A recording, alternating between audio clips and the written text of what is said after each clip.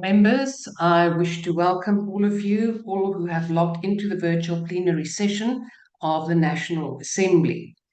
There will now be an opportunity for silent prayer or meditation.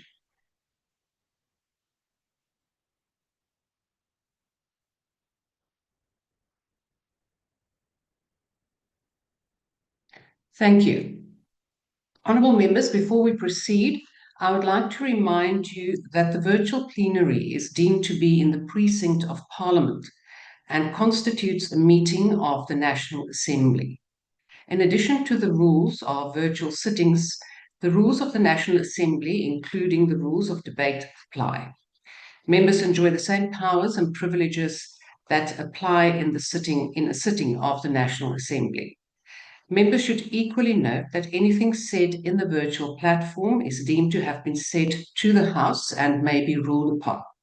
All members who have logged in shall be considered to be present and are requested to mute their microphones and only unmute when recognized to speak.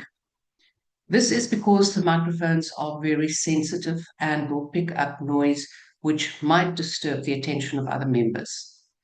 When recognized to speak, please unmute your microphone and where connectivity permits, connect your video. Members may make use of the icons on the bar at the bottom of their screens, which has an option that allows a member to put up his or her hand to raise points of order.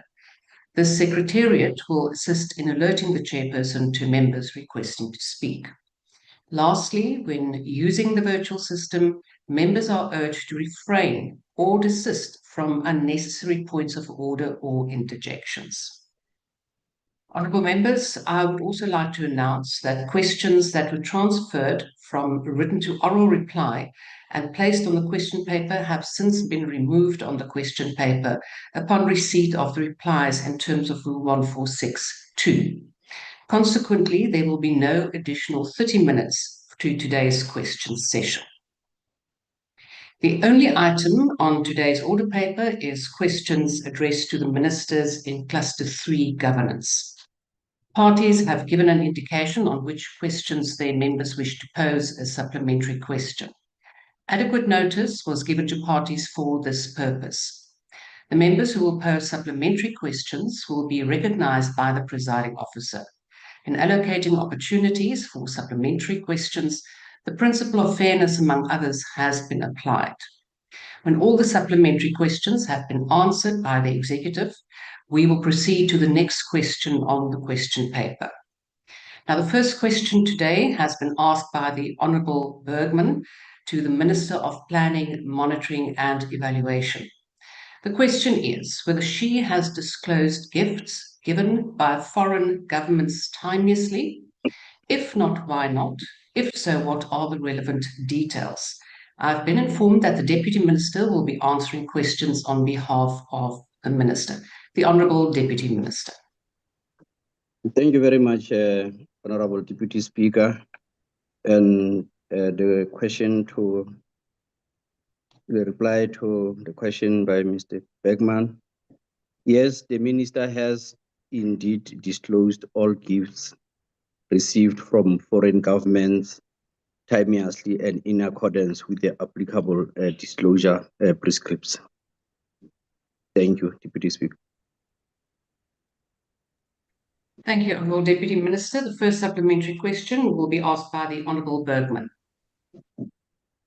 Eiendomme by Hans Skraal naby Pakkalsdorp in die Tuinroete munisipaliteit. Honourable Hulle sê die ontwikkeling van die eiendomme. Honourable Hutton, please mute your microphone. Honourable Hutton.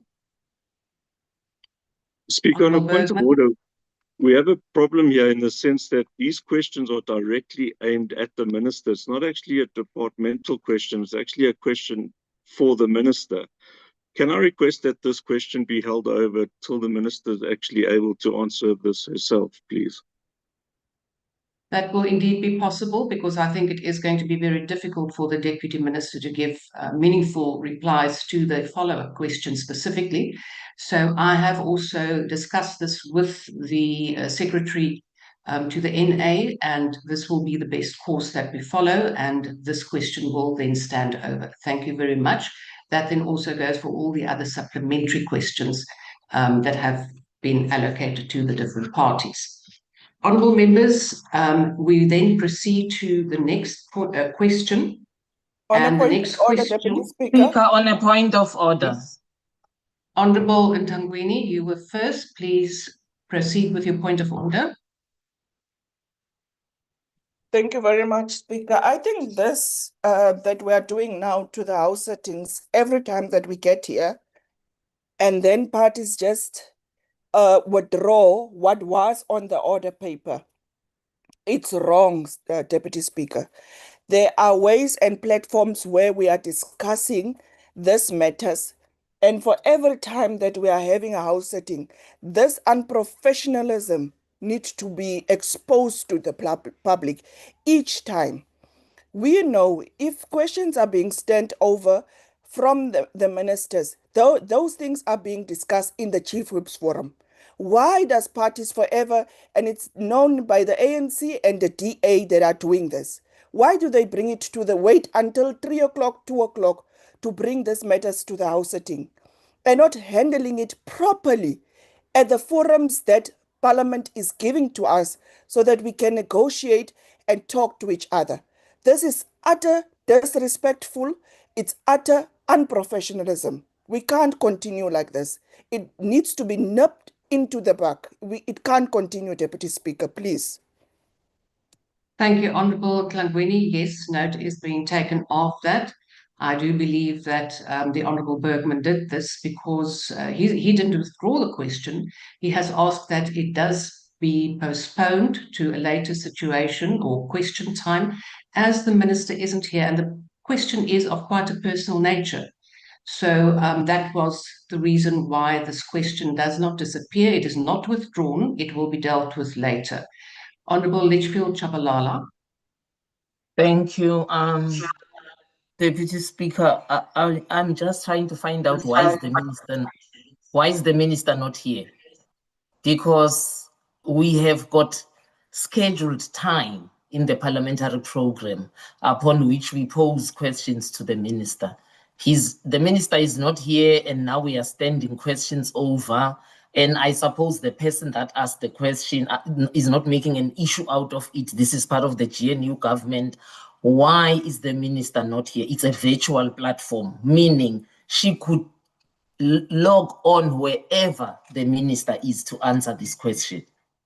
It is unacceptable. This is serious disrespect to the parliamentary program itself, but to the members of parliament who are supposed to be holding her accountable. Thank you. Yes, indeed, Honourable Litchfield Chabalala, that is a concern I also have. I've not been informed of the reason, but I do undertake that we do find out the reason why the Honourable Minister is not present. As you correctly state, this is a virtual platform, but I will get back to the House with the reason for the Minister's absence. Honourable members, we will then proceed with those points then dealt with. The next question that we will now be dealing with is question 687 and has been asked by the Honourable Zuma to the Minister of Planning, Monitoring and Evaluation. The question is whether, given that the National Spatial Development Framework, NSDF, is intended to guide planning across all spheres of government, her department has established any binding compliance and/or accountability mechanism to ensure that provincial and municipal spatial plans align with the NSDF. If not, why not? If so, what are the relevant details? The Honourable Deputy Minister. Thank you very much, Honourable Deputy Speaker. And Thanks for the question, Honorable Zuma. The National Spatial Development Framework is a key planning instrument to support spatial transformation and land use management across government. In terms of Spatial Planning and Land Use Management Act, number 16 of 2023, commonly referred to as PLUMA, the Minister of Land Reform and Rural Development is responsible for the implementation and coordination of the NSDF across government. The Act thus establishes several compliance mechanisms that require the Minister of Land Reform and Rural Development to exercise powers within a clear legal and governance framework. The Department of Planning, Monitoring and Evaluation supports implementation on NSDF by outlining relevant interventions in the Medium-Term Development Plan 2024 to 2029. The MTDP includes 2 interventions to support specialization within strategic priority 3. The lead institution for coordinating implementation of these interventions is the Department of Land Reform and Rural Development. DPME monitors progress of the MTDP through the biannual reports and provides progress updates to Cabinet based on the feedback and recommendation from Cabinet. The DPME advises departments on corrective action where required. Thank you, Deputy Speaker. Thank you, Honourable Deputy Minister. The first supplementary question will be asked by the Honourable Zuma. Thank you, House Chair. Am I audible? Yes, you are. Okay. If the minister confirms a compliance mechanism exists, can she or he in this case name a single instance where a provincial or municipal spatial plan was found to be non-compliant with the NSDF? Was the plan actually sent back? Was funding withheld? Or was there any consequences? Or does this alignment in practice mean nothing more than a box ticked on submission? I submit, Chair. The Honourable Deputy Minister. Thank you, Deputy Speaker. Honourable provide... Honourable Deputy Minister, if you could perhaps just for a moment pause. Honourable Litchfield Chabalala, you have raised your hand. Is it a point of order? No, I'm sorry, it was a mistake. Thank you. Honourable Deputy Minister, please proceed. Thank you, Deputy Speaker. The department does provide biannual report to Cabinet where we outline progress on the implementation of National Spatial Development Framework, and also where we identified uneven capacity across government department and the slow implementation of the national data system. So DPME engaged with the Department of Land and Land Reform and Rural Development to support improved coordination in the implementation. Over and above is to engage in platforms through various coordination platforms to deal with the department to frontline monitoring of these programs and identified areas of intervention. There have been several interactions, engagements with various municipalities, and therefore we have also signed a memorandum of understanding to improve coordination and integrated planning, especially in relation to aligning the NDSF and MTDP. So DPME is also rolling a geospatial information system to support this process, to support integrated planning, monitoring and evaluation. Thank you. The second supplementary question, Honourable Nkosi, you have raised your hand. Is that a point of order? Yes, Chair. Thank you so much. I just wanted to say, can the ministers answer the questions directly? Because this is a direct question they were requesting, and I'm saying specific details, and he just went on a goose chase. They were requesting for specific details where there was an example of such, and they're not responding to the questions that are being asked. It makes it difficult for us, Madam Speaker, because we ask these questions requesting for proper responses, and what we're getting is just what they've got prepackaged, and that's not fair. Thanks, Chair.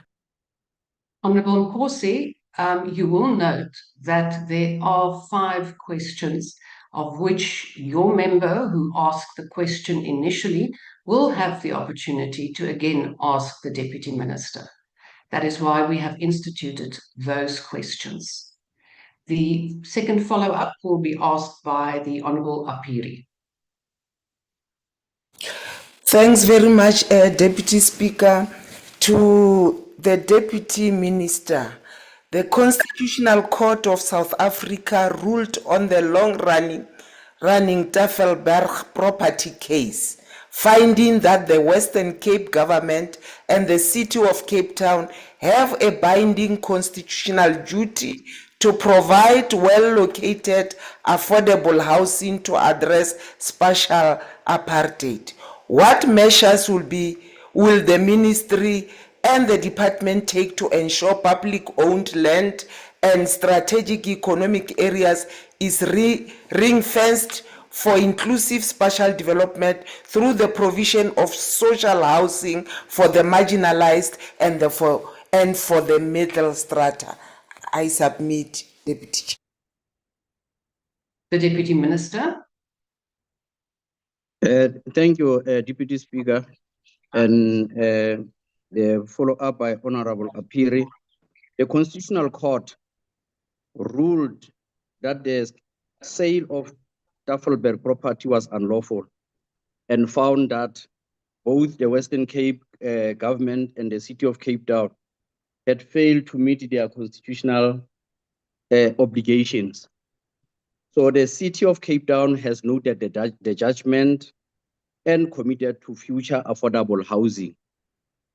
Also, we note that cities are primarily responsible for land use management within their jurisdiction. The Special Planning and Land Use Management Act also serves as an important tool in advancing objectives highlighted in the case. So the Act is administered by Minister of Land and Rural Development. Our department, DPME, will thus engage the Department of Land Reform and Rural Development to support intergovernmental alignment of special objectives. Thank you. The third supplementary question will be asked by the Honourable Bergman. Thank you very much. Just in terms of points of order, again, we are allowed to ask. We didn't share at the beginning why the minister, if she did give an apology and why she gave an apology. So just after the questions, if we can just get that apology, please. In terms of the question, Minister, we have asked countless questions around the department and how it intends to motivate or sanction departments that are way off target in the NDP or municipalities and service providers when it comes to basic and necessary service delivery. The problem is that these departments run with no legal mandate, and we're chasing legislation that most parties are against. Now, when the priority should be about legislating this important function so that we can finally give our people the services that they deserve and punish those that are obfuscating service delivery. Why are we prioritizing the state-owned entities bill when the enactment of stronger oversight measures on government plans should be the priority? Thank you. The Deputy Minister. Thank you, Deputy Speaker. I think our Honorable Beckman is correct to observe that there are in other instances where targets are not achieved, and our department from time to time provides such reports. So we certainly also are in the process of a legislative review that will affirm certain tasks of the DPME department. So we believe with that and also what we are currently able to do, because what we are able to do is to provide a report and demonstrate areas where departments have to intervene. So, and that coordinating role, our department will continue to perform and ensure that various committees are in a position, and also departments, to make decisions on those issues. Thank you, Deputy Speaker. The fourth supplementary question will be asked by the Honourable Buthelezi.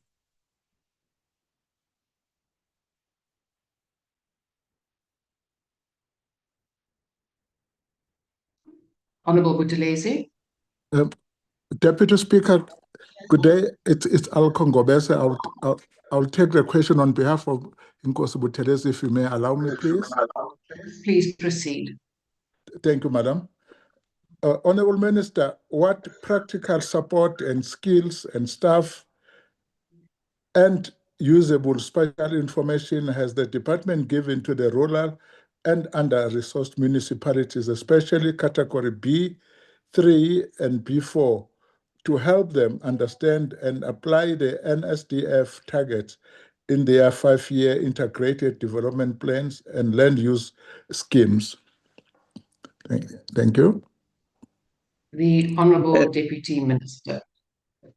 Thank you very much, Honourable Member. I believe that there are a number of areas that we are working on. For instance, there is support to the spheres of government on the issues managed by Department of Agriculture and Department of Rural Development and Land Reform, where 37 sites were monitored, where beneficiaries have expressed dissatisfaction with services overall. So we are working closely with the Department of Agriculture and Department of Rural Development. Also, we are dealing with water infrastructure issues, but also most importantly is to ensure that we respond to the issues that the President has highlighted, to ensure that there's requisite skills consistent in terms of improving services in the local sphere of government. And I believe that the current review of the white paper in local government and the 90-day transformation that they've put forward will in a big way demonstrate that capacity is a major focus, where there is more movement from policy review into more of the implementation based on the capacity that will be sourced in terms of skills required in those areas of work. Thank you. Zuma, you have the last opportunity. Okay, thank you so much, Chair. It's so unfortunate that we take our time to prepare the questions, but they're not answered in a way that is pleasing to the public of South Africa. It's very unfortunate. My last supplementary question would be, does the Minister accept that without a binding mechanism, the NSDF is effectively an aspirational document? Housing, infrastructure, and land use decisions are made daily at municipal level. Is her department not simply monitoring spatial chaos after the fact rather than preventing it? I submit, Chair. The Honourable Deputy Minister. The National Spatial Development Framework is not just an aspirational document across spheres of government, as the Honourable Member Central question posed.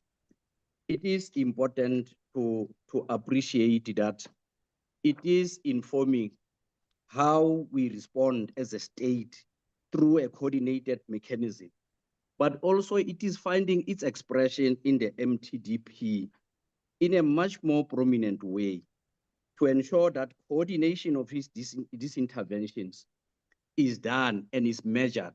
We are approaching a midterm review where prominently we are going to put a case on what is revealing and what are the areas that we are going to be implementing to strengthen the implementation of this NSDF framework.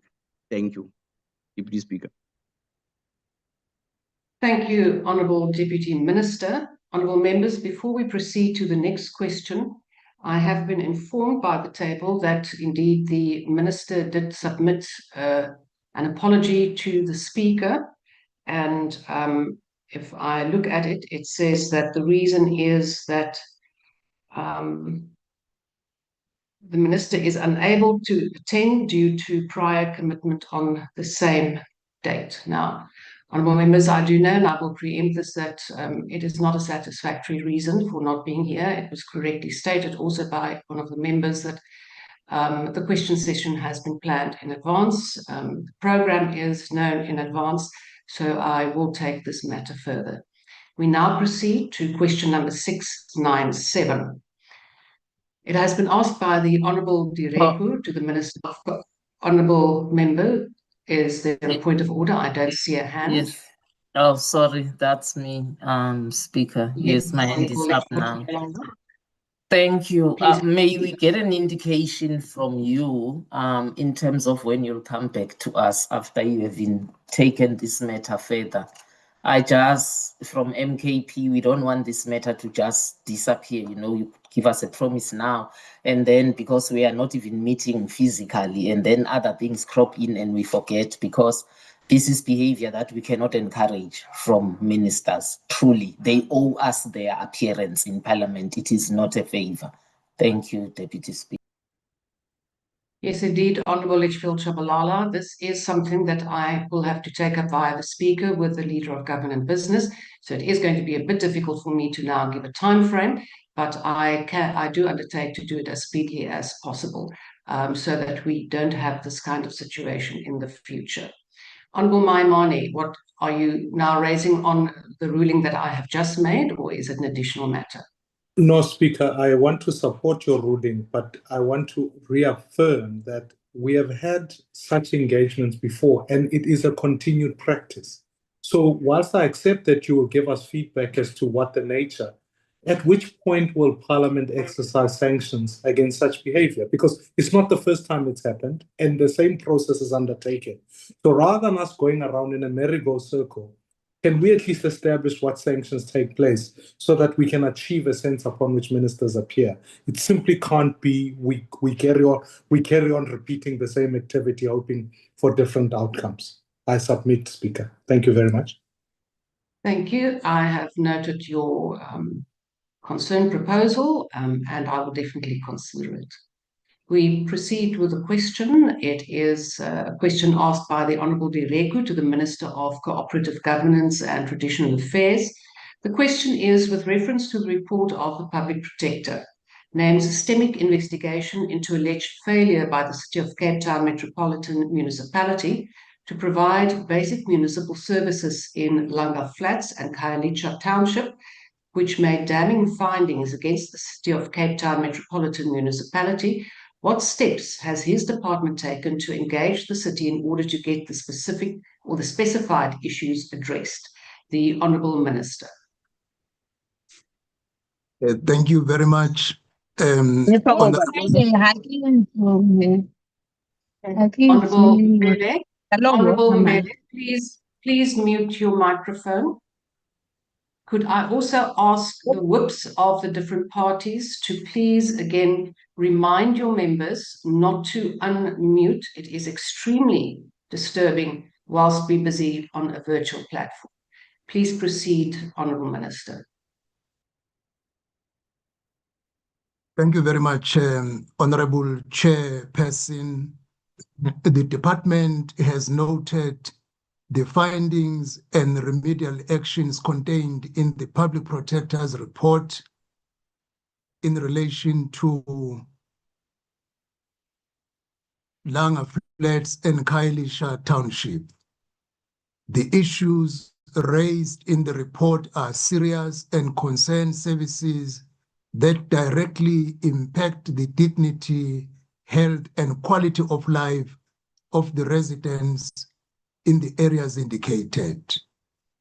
The implementation of the remedial action directed at the City of Cape Town remains the primary responsibility of the municipality itself. However, COCTA is engaging the city through the established intergovernmental relations mechanism, including DDM structures, to facilitate a coordinated response and to monitor progress in addressing the concerns identified by the public protector.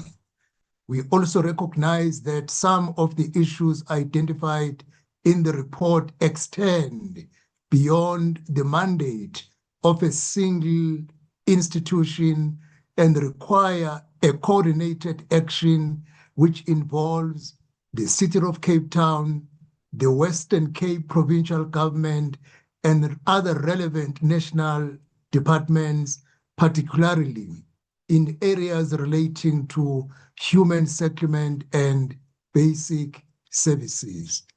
COGTA will therefore continue to facilitate cooperation across the three spheres of government to support the implementation of corrective measures. Honorable Chair, this matter underscores the importance of integrated planning and service delivery. Through DDM model, we are driving a whole of government approach to ensure that municipalities, provinces, and national departments work together more effectively to resolve service delivery challenges and improve the living conditions of communities. We will continue, therefore, monitor developments and support all efforts to ensure that the public protector's recommendations are addressed fully and timelessly. Thank you, Honorable Chair. Thank you, Honourable Minister. I have been informed that Honourable Mkhize will take charge of the first supplementary question on behalf of the Honourable Direko in accordance with Rule 137.10a. I now recognise the Honourable Mkhize. Thank you very much, Deputy Speaker, and thanks to the Minister for the response. What the Public Protector's report has demonstrated is something that we can all see, the marginalization of poor, particularly Black communities in Cape Town. Our question, Minister, is what plans and measures are in place to ensure that municipalities achieve spatial justice and equity in order to avoid perpetual marginalization of poor communities in favor of rich suburbs, as the report demonstrated in the city of Cape Town? Thank you. The Honourable Minister. Thank you, Honourable Chair, and thank you to Honourable Mkhize.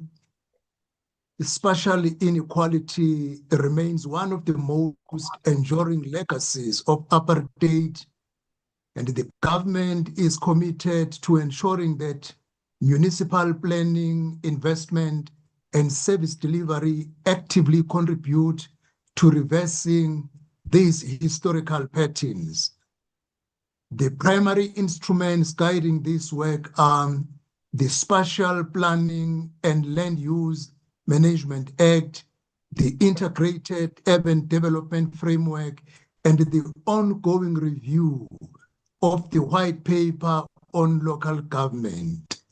Together, these instruments promote the principle of spatial justice by requiring municipalities to direct development, infrastructure investment, and public services towards areas that have historically been neglected or disadvantaged. COGTA is currently strengthening the implementation of integrated urban development framework and assessing municipal spatial development frameworks across the country to determine whether municipal planning decisions are advancing inclusion, access to opportunities, and adequate developments. Where shortcomings are identified, municipalities are provided with recommendations and support to better align their plans, budgets, and investment priorities within the principle of spatial justice and transformation. Our objective, Honorable Chair, is not simply to improve municipal planning instruments, but to fundamentally change the geography of opportunity in South Africa. Municipal plans, budgets, and infrastructure investment must become instruments of transformation that actively reverse historical patterns of exclusion and bring people closer to jobs, services, public transport, and economic opportunities. As government, Honorable Chair, we remain committed in building municipalities where a person lives no longer determines the quality of services they receive or the opportunities available to them, but where every community shares equitably in the benefits of development, growth, and democratic governance. Thank you, Honorable Chair. Thank you. Thank you, Honourable Minister. Just a reminder, honourable members, of the times. The Minister has 4 minutes for the first question, then 2 minutes per supplementary question. Members have 1 minute, except for the poser of the original poser, who then has 2 minutes. So the next question will be asked by the Honourable James.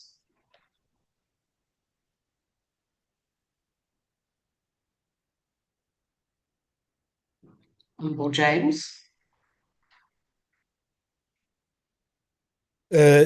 Chair, this is Honourable Honorable who will take the question on behalf of Honorable James. Please proceed. The question to the Minister is that the report is specific about failure to provide basic municipal services in specific locations, Langa Flats and Khayelitsha Township. So the issue of spatial planning doesn't come into play directly. What would be the process of consequence management for failure to deliver on this, which is a specific function of local government, not multiple spheres, so that the city of Cape Town should be held accountable for those people not getting basic human services, which is tantamount to a crime against humanity. We can't come up into this intergovernmental thing because it means those specific, close to the people, can't be held accountable. How do you achieve that, Minister? The Honourable Minister. Thank you, Honourable Chair. The point, as I said in the beginning, it remains the responsibility of a local government to deliver the services as recommended by the report by the public protector.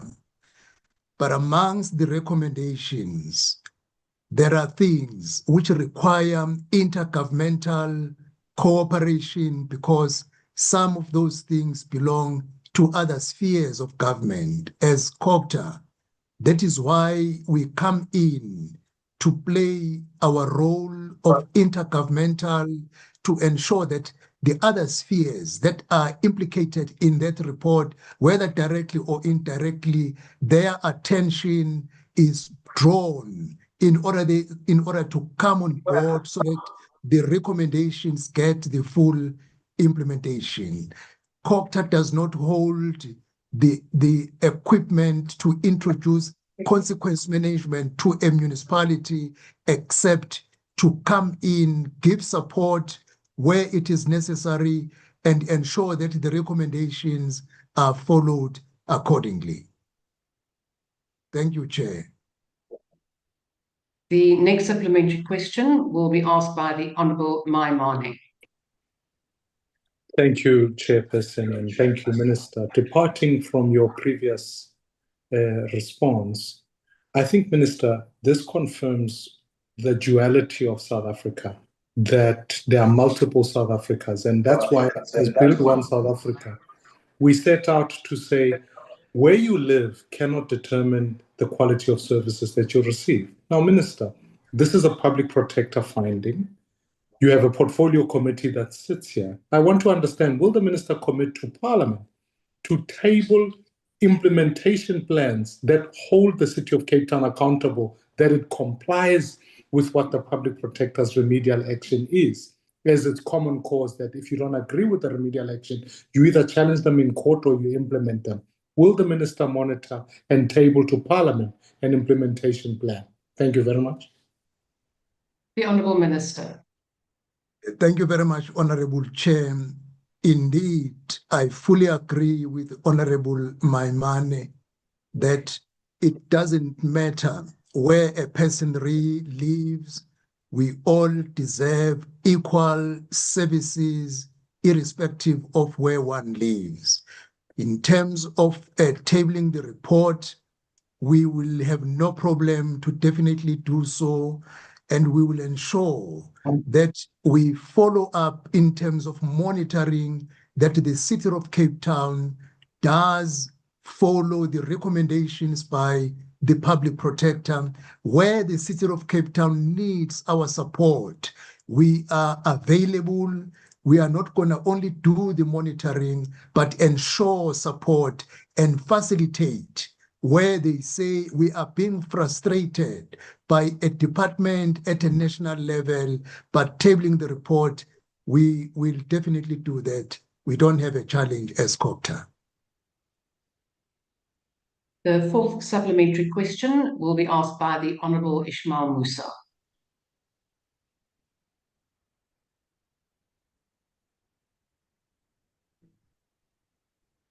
Honourable Ishmael Musa.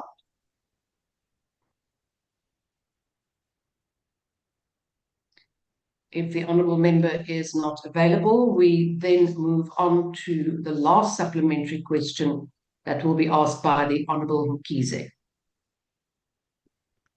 Thank you very much, Deputy Speaker. Minister, I would agree that referral of service delivery complaints to the public protector signifies a very high level of frustration from the public. Yet our people have elected councillors in the City of Cape Town and public representatives in the Western Cape and in this parliament. Would the minister monitor the implementation of the remedial action imposed on the City of Cape Town by the public protector and report progress in or lack thereof to this parliament every 6 months to ensure that the poor and mainly black communities in Cape Town are not marginalized but are prioritized? Thank you. The Honourable Minister. Thank you once again, Honourable Chair. Definitely, Honourable Mkhize, I do make that commitment of 6 monthly report to Parliament on progress made on the recommendations by the public protector to the City of Cape Town.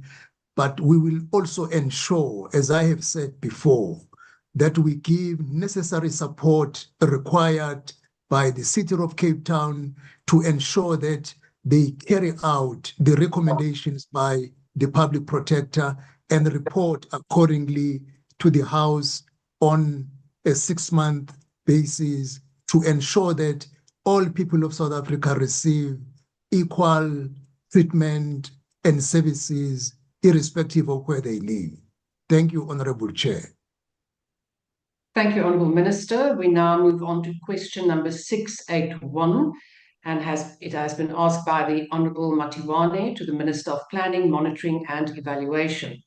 The question is, what strategic intervention plans have been put in place flowing from the recommendations made by the National Planning Commission, the NPC, in its October 2025 advisory note on the national state of service delivery in South Africa, that wastewater treatment plants are currently processing volumes 50% above their intended limits? The Honourable Deputy Minister. Thank you, Deputy Speaker, and thanks to Honorable Matiwane's question. The Department of Planning, Monitoring and Evaluation's interventions are anchored in the medium-term development plan, approved by Cabinet in 2025, as we all know. Local governance and service delivery fall directly under Strategic Priority 3 of the MTDP, building a capable, ethical and developmental state. Following the recommendations of the NPC advisory note, sector and lead departments are actioning the following specific interventions to resolve the wastewater processing crisis: refurbishment and capacity expansion. Sector departments and water entities must urgently invest in the refurbishment and expansion of water treatment works, wastewater processing plants, and bulk water infrastructure. The DPME tracks this progress directly by specifically monitoring the number of bulk water infrastructure projects completed and those under construction. Decentralized sanitation deployment to relieve the pressure on conventional sewer systems are operating 50% over capacity. Interventions include the development and deployment of appropriate decentralized sanitation technologies such as septic tanks, specifically targeted at informal settlements and rural areas where conventional infrastructure is not feasible. Automated monitoring and predictive maintenance to move away from a reactive breakdown culture. There is an aggressive push to adopt municipal technologies, including automated monitoring system for water and sanitation infrastructure, enabling predictive maintenance and optimized resource allocation. Additionally, municipalities are required to implement comprehensive asset management plans, detailing life cycle cost and protected maintenance schedules. To ensure these technical interventions are successfully managed, the following enforcement measures are actioned. Statutory enforcement and criminal prosecution. The Department of Water and Sanitation has opened 96 criminal cases against 53 water services authorities for strict non-compliance with sewer pollution directives.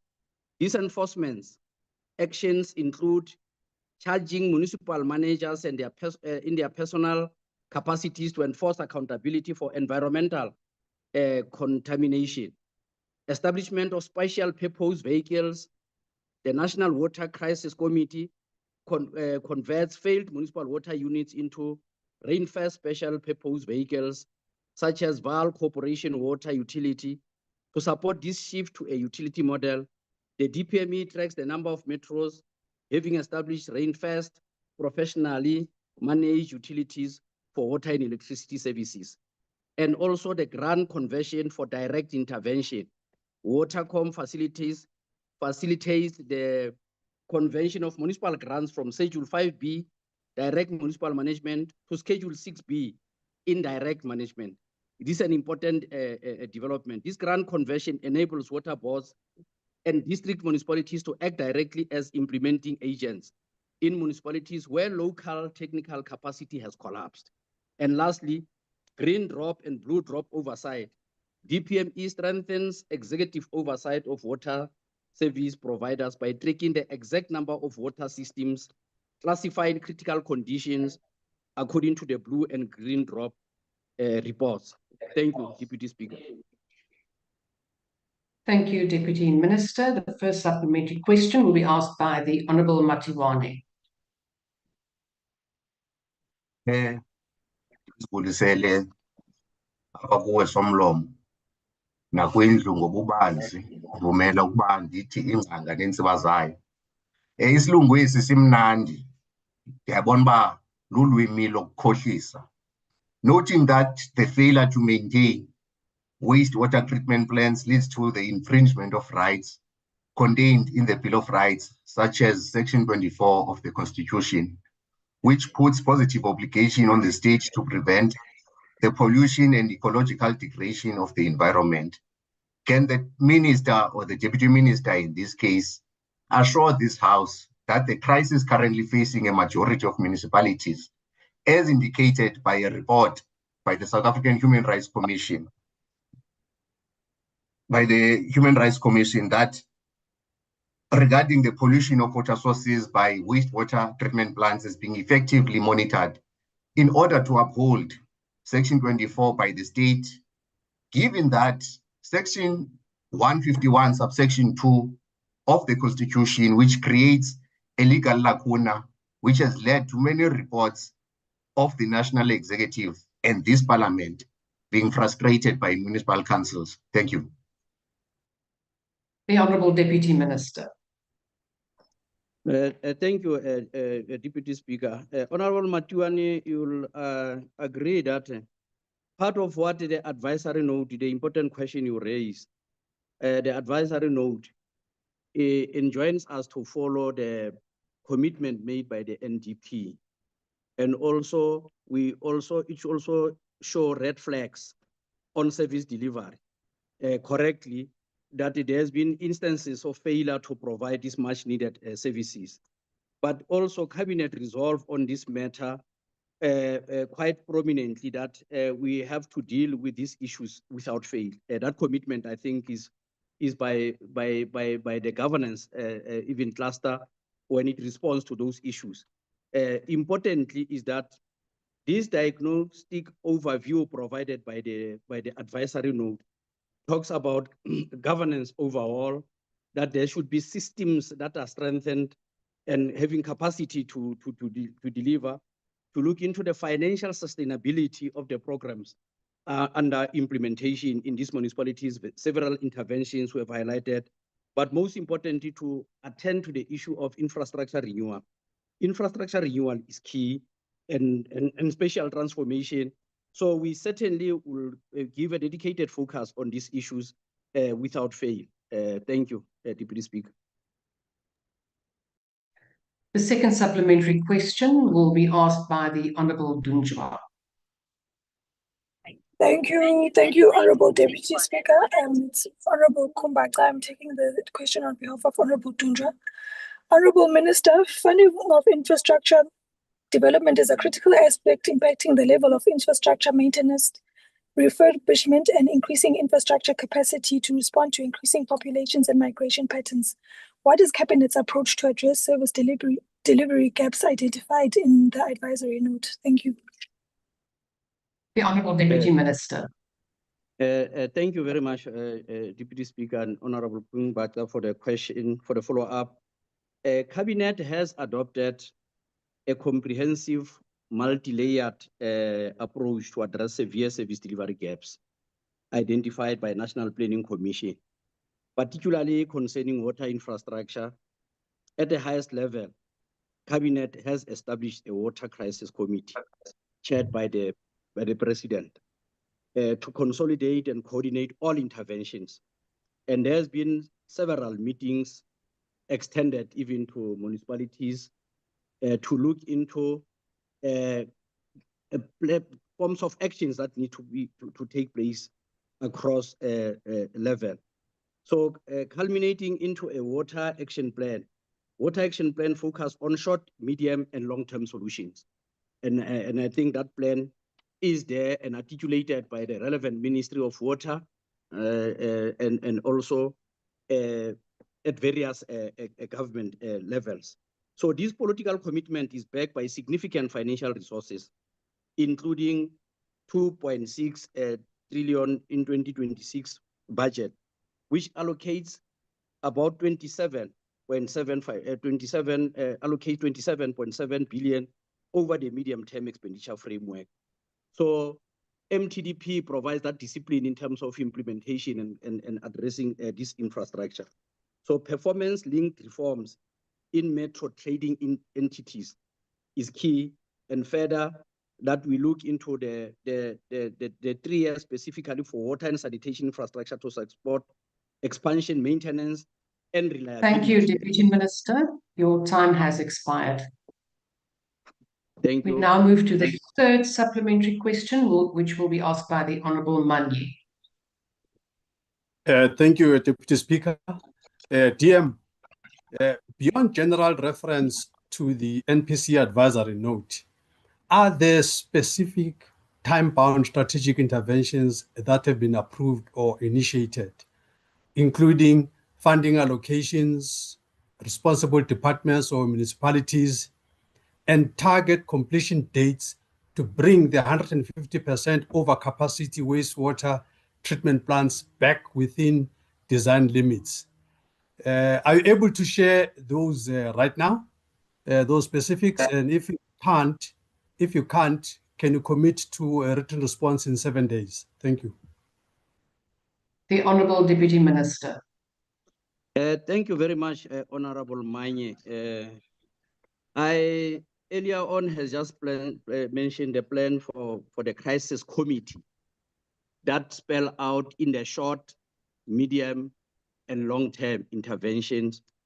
And also, I want to say that the MTDP articulates what should be the targets in the midterm And soon we will be reviewing these targets. This is what we interface with various departments. I think those can be further elaborated just to amplify with regard to the response, maybe in a much more written way, to elaborate those targets as encapsulated in the MTDP. It will help because it's a 5-year program. So there is a very disciplined implementation incrementally of the plan. Thank you, Deputy Speaker. The fourth supplementary question will be asked by the Honourable Thring. Thank you. Thank you, Honourable Speaker, Deputy Speaker. Deputy Minister, the NPC is finding that wastewater treatment plants are operating at volumes 50% above their intended capacity is deeply concerning. This is not merely an infrastructure problem. It directly affects public health, the environment, municipal functionality, and the quality of life of our communities. It also raises questions about whether government's planning and budgeting processes are adequately anticipating population growth, urbanization, and deteriorating infrastructure. Can the Minister, Deputy Minister, speak to the fact whether the NPC's recommendations actually speak to the aspects of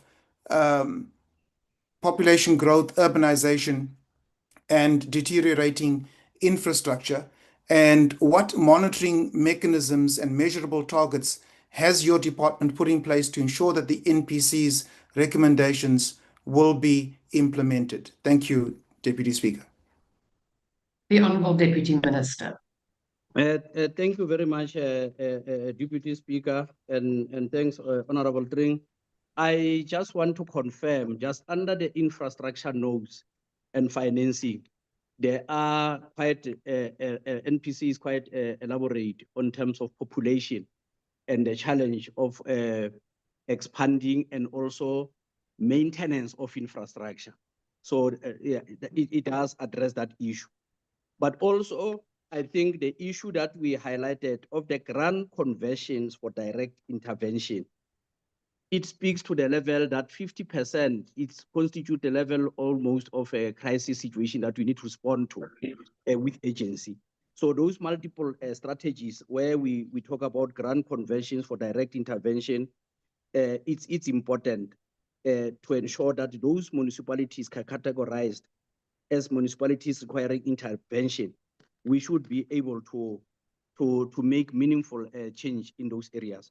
So I will certainly confirm that it's quite important, but the advisory note does speak to population growth and the challenge if the situation is left as is without major interventions that will cause to the people of South Africa. Thanks.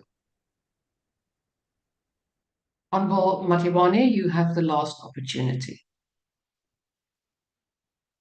Ndiphinde ndibulele kuwe sekela somlomo. Ukuqekoza oku ingxaki esijongene nayo kule ndlu. Sibe isizwe siqhubekeka sisifa, abantu nezilwanyane besela amanzi anelindle. Izicwangciso azithethi nto kungekho ntshukumo ezantsi.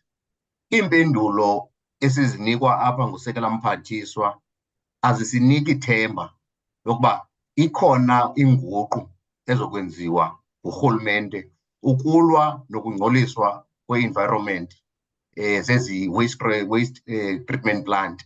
Ilishwa elikhulu lokuba abona bantu abaye bachaphazeleke kakhulu ngabantu abahlala ezilalini nabantu abahlala ezilokishini.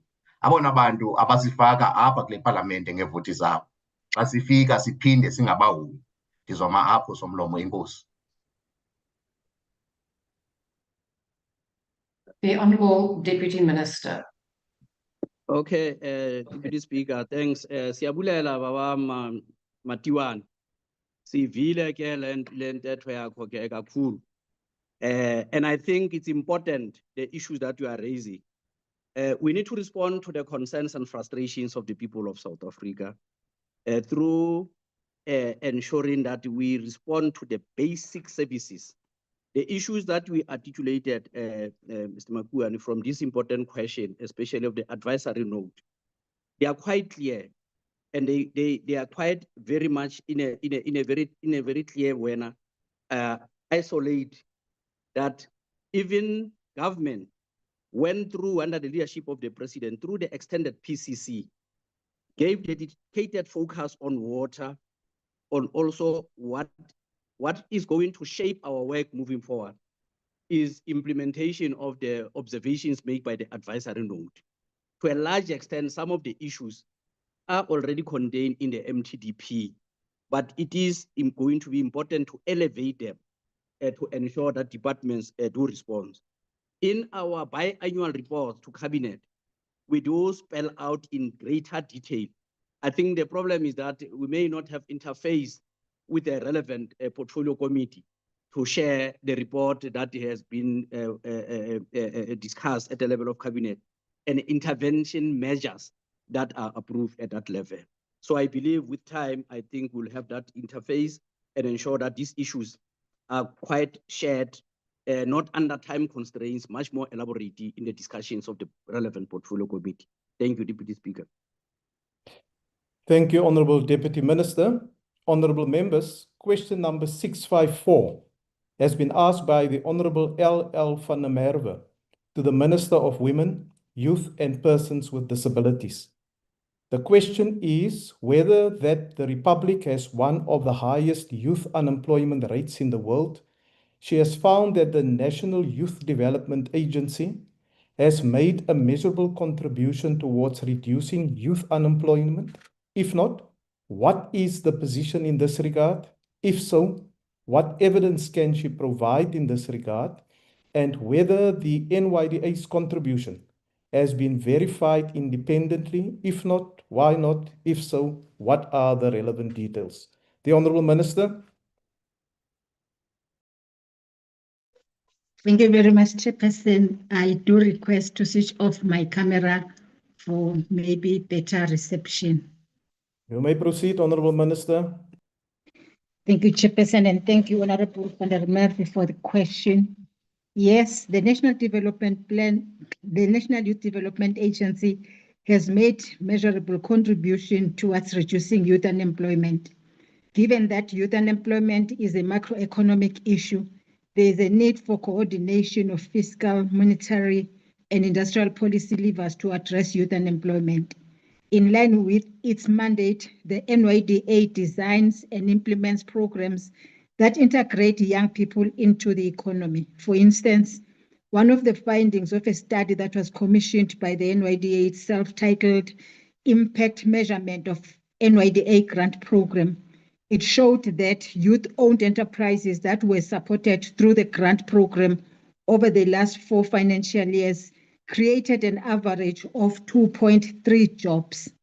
Also, it added into the tax revenue between 30 cents to 67 cents, which was generated for the National Revenue Fund for every R1 spent through the NYDA's grant program.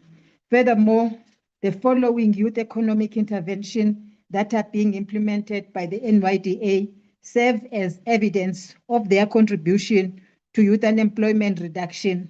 For instance, job preparedness training, which prepares young people to the job ready and equip them with soft life skills, job placement programs, which links young people with job opportunities, grant programs, which funds youth-owned enterprises, business development support, which supports young entrepreneurs, non-financial services, such as business management training, mentorship and market intelligence opportunities, accredited technical skills, training for young artisans, Honourable Minister, my apologies.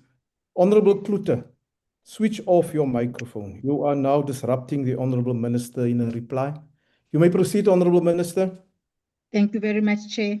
National Youth Service programs to secure paid service opportunities for the youth. In Q1 of 2026-7 financial year, 770 jobs have been created and sustained through supporting entrepreneurs. 4,797 youth have been supported with non-financial business development interventions, and 101 young persons with disabilities were supported with financial interventions. I thank you very much, Chairperson.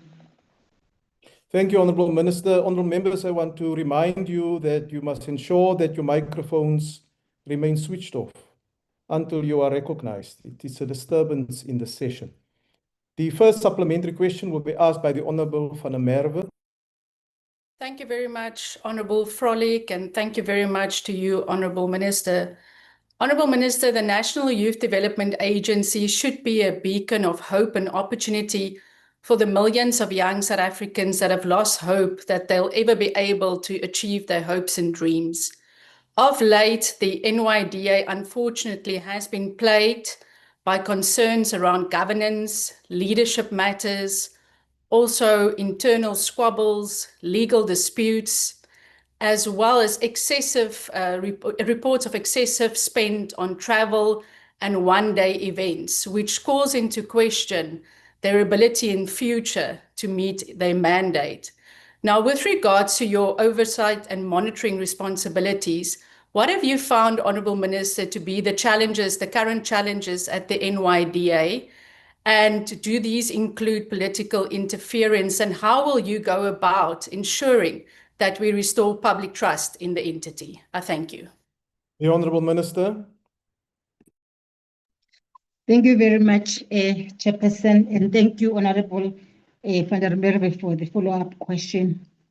What we have found first is that the squabbles that Honourable van der Merwe is referring to are at a board level. And we have tried to ensure that we insulate the staff of NYDA that is responsible for the implementation of the mandate of NYDA. We did visit NYDA, we met with unions, we met with the staff of NYDA, and we could, on our own, in assessing what was happening and what is happening there, realize that as a matter of fact, for now, whatever divisions that are there, they are just at the level of the board.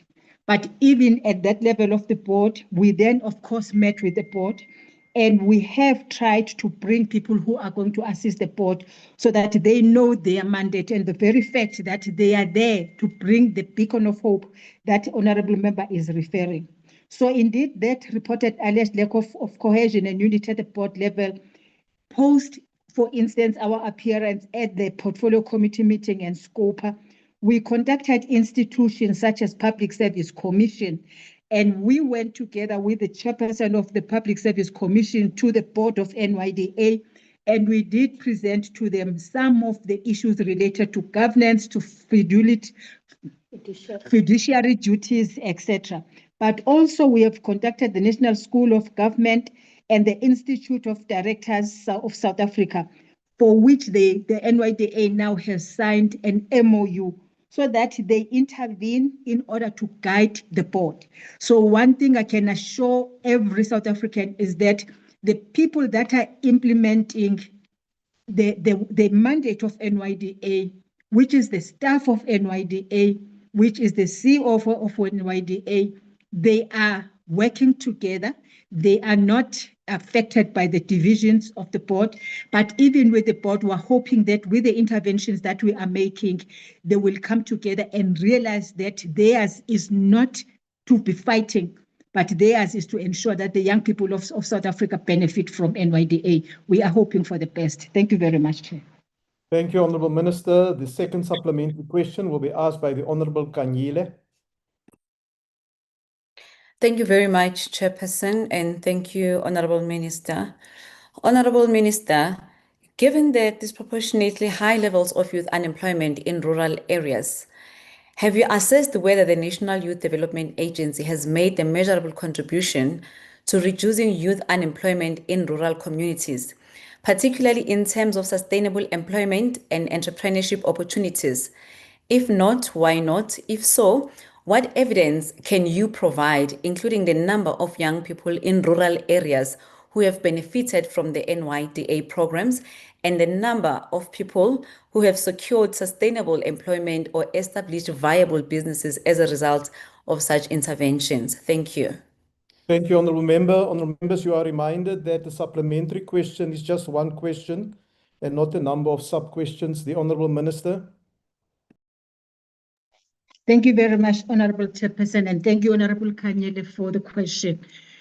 When the board was appointed in August last year, among the priorities that they set for themselves was that their focus will be in the main in the rural areas, townships, and of course other areas.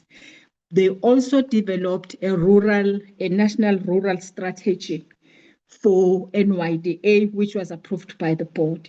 So yes, indeed, the approach of this board is to ensure that they reach out to young people in rural areas who otherwise are far from some of the offices that the NYDA has.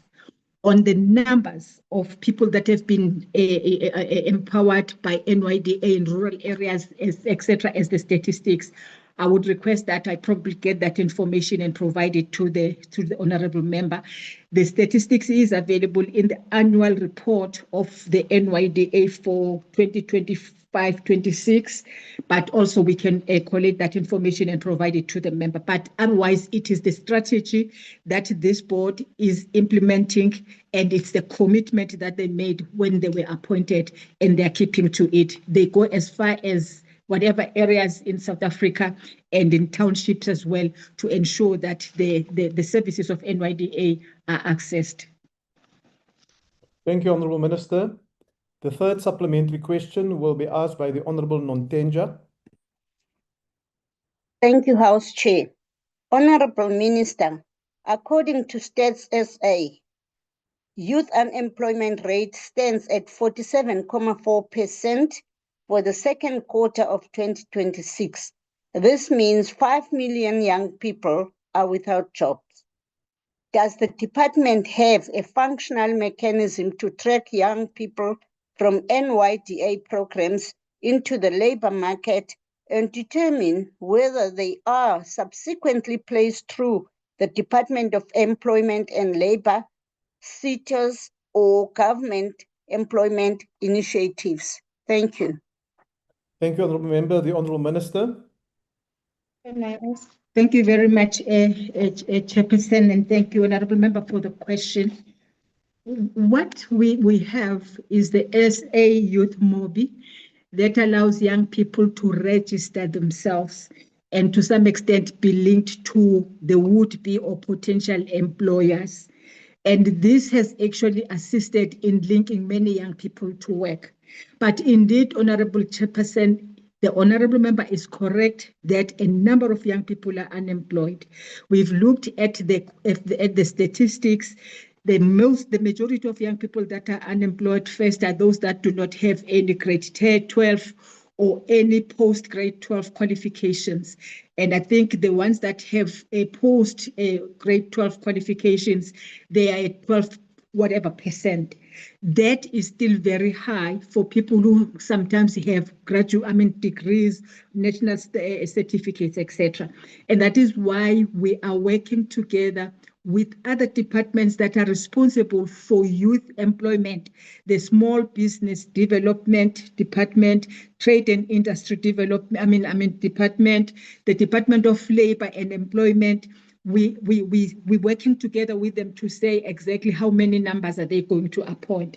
But also we are planning to invite big businesses represented by their CEOs to a round table that will be taking place towards the end of this month, so that they actually can pledge the number of young people that they are going to employ, but also the programs and projects that are there for them to employ young people. So we are targeting these chain markets. For instance, they will always have somebody who is at the top as the CEO, who is the group CEO of a particular chain market. And what we have actually encountered and found out about is that all of them are saying they have programs and projects for young people in other sectors that we are representing. We want to have a meeting with them, which is going to take place right now, which will also take us to the summit that will be called by the Department of Labor, with them already pledging to say this is the amount of money and these are the numbers that we are going to employ, and these are the young people that we would want, particularly those that are from tertiary institutions. Thank you very much, Chair. Thank you. The fourth supplementary question will be asked by the Honorable Mashlatsi. The Honorable Mashlatsi. Is the Honorable Member on the platform? If not, we will then proceed to the last supplementary question that will be asked by the Honorable Van der Merwe. Thank you very much, Honourable Frolic, House Chairperson, and to the Honourable Minister for her responses. The Honourable Minister just touched on the matter of the accessibility of the NYDA services, in particular as it pertains to the rural areas and rural communities. So my question is, does the Honourable Minister consider the expenditure of more than R1 million per month on rental for the NYDA's offices in Sunninghill to be consistent with the agency's mandate, especially while so many young people remain unemployed and struggle to access the NYDA's opportunities and services? Thank you, House Chair. Thank you, Honourable Van der Merwe. I've been informed the Honourable Mashlatsi is on the platform. Let me just give him an opportunity if he is still willing to ask a question. No, there's no reply. We will then proceed, Honourable Members, to question number 700. House Chair? Yes. Will the Minister not answer? My apologies. I'm a bit distracted by the feedback that I'm getting from the NA table. My apologies for that. Honourable Minister, you may reply. No, thank you very much, Chairperson. We all joined the department in NYDA, even with this current board, and found NYDA occupying the offices and paying the amount that they are paying. Also, equally, having a contract that was supposed to run over X number of years. And the current board is looking for a better accommodation that is cheaper, but also that is accessible. But we also have looked on the rates that are being paid in the areas. Probably, if you look at that, it may not be that it is that high. However, it may as well be that they must move to another accommodation. But the point of the matter is that there is a contract that might be binding for NYDA to continue until such time. But also when they then exit from that contract, then they can actually consider another accommodation, which probably will be more accessible to young people. But other issues that are looked into are issues of safety and issues of security of the building itself, but of the staff that is there. I think those are the issues that play when you make a choice and a decision. If you look at the department, the building that is occupied by the department, we are paying almost R500,000 for something that is much worse than what the offices of NYDA are paying. So yes, indeed, it's an issue which we're looking into and the board is attending to the matter. But even the building that we're occupying, which is worse than anything you can think of in the world, we are paying a lot of money towards it. Thank you very much, Chair. Thank you, Honourable Minister.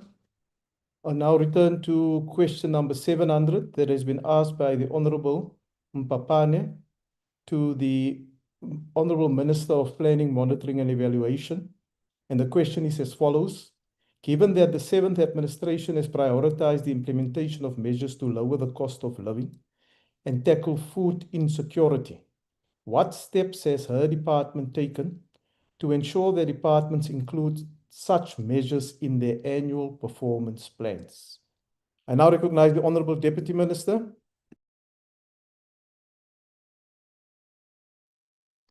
Thank you very much, House Chair, and thanks to the question by Honorable Kumbacha. Honorable Member, the strategic priority 2 of the medium-term development plan outlines measures to reduce poverty and tackle high cost of living. This includes measures to deal with food insecurity. To facilitate alignment between MTDP and annual performance plans, DPME undertakes an annual assessment of draft APPs between November and December each year. DPME issues circulars and guidelines to support this process. In the last financial year, DPME issued Ministerial Circular 1 of 2025, which outlined the department must align their draft APPs to the MTDP. With regards to food insecurity, following interventions have been prioritized. A cautioning of poor by extending the social security from different grant systems, more focus to smallholder farm, fisheries, etc., MSME support to vulnerable groups, of which DPME monitors during the biannual monitoring reporting, and further provides feedback on its alignment to the departmental APPs programs during January and February assessment each year before department finalize and table the APPs. Focus support to MSME address the inflation impact and cost of food production availability associated with domestic as well as global economic challenges related to the cost of fertilizers, fuel continues to overall food production to food security. The National Food Security and Nutrition has been put in place to address across various sectors of the economy. Thank you, Chairperson. Thank you, Honorable Deputy Minister. I've been informed that the Honorable Kumbacha will take charge of the first supplementary question on behalf of the Honorable Mpapane in accordance with Rule 137, Sub-Rule 10, Sub-Rule A. I now recognize the Honorable Kumbacha. Thank you very much, Honorable Chairperson, and thank you, Honorable Minister, for the answer. But I just wanted to check, inflation has had an impact on the cost of food, and the cost of fertilizers and fuel continues to pose a risk to the cost of food. In terms of the US and Iran conflict, what measures is government taking to alleviate the cost pressures, bearing in mind these conflicts? Thank you, Chair.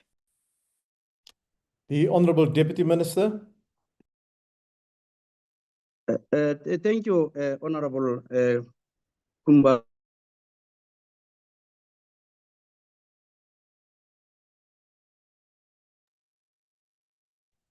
The Honorable Deputy Minister, you are audible. Can you just start from the beginning again, please? Okay, thank you very much, Chairperson. Government is responding to reduce the cost of living through a variety of mechanisms. Apart from having comprehensive social wage that is supported by social grants, it also supports affordable social housing and basic services. One key area that has been given attention also is the affordability of electricity. This is a major discussion and debate in our country, in many ways led by the Minister of Electricity. Cabinet recently approved the electricity pricing policy, which seeks to reduce the cost of energy of the medium term. This will support more competitive energy market while the state maintains control over key infrastructure. In supporting vulnerable households through grants, government has extended the 370 social relief of distress grant until 2027 and has indicated that it will be redesigned to better link people to livelihoods, skills development, work opportunities, and productive activity.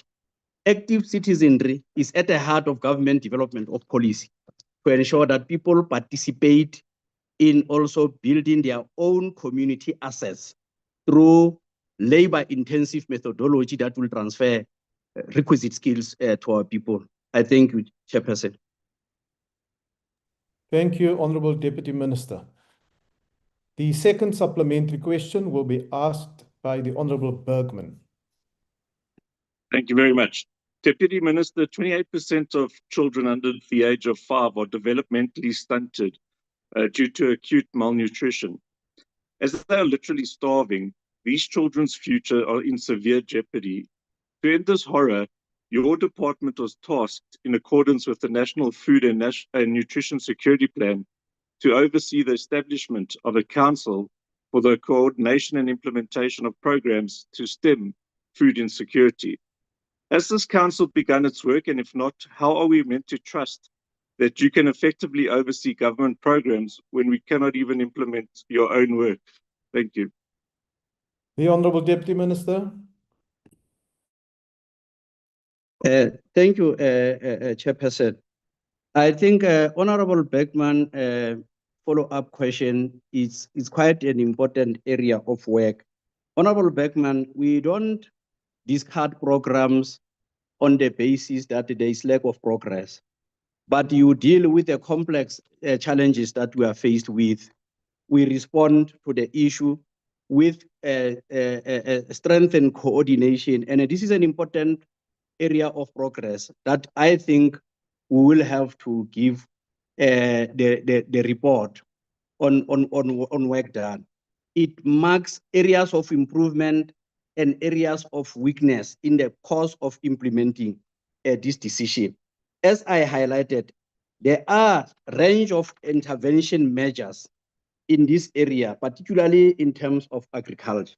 If I must say, you'll recall that we said also that in this area of strategic importance, that we have to address these things in a dual manner. Boost investment and drive growth in labor-intensive industries such as agriculture, mining, green manufacturing, and tourism, and collaborate with industries in order to attend the very serious problems that we are faced with about the category of ages of children at that level that are experiencing this challenge. So I will say that it's work in progress. It's not that there's total failure or collapse of this program. Thank you, Chairperson. Thank you, Honourable Deputy Minister. The third supplementary question will be asked by the Honourable Zuma.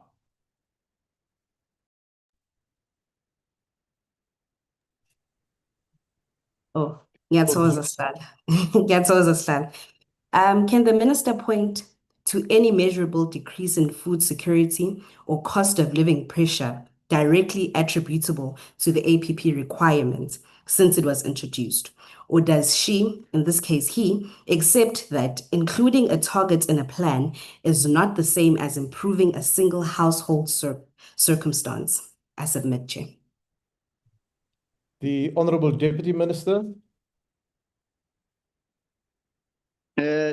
Chairperson, I will frankly request that specific examples be packaged that reflects areas of progress in working with the Department of Agriculture, so as to demonstrate the importance of this follow-up that the honourable member is making. I'll submit. Thanks. So you will get the necessary information, Honourable Deputy Minister, is that what you're saying? Yes, I'll repackage that information so that it is quite telling on the areas of intervention that marks the improvement. Thanks. By when, Minister?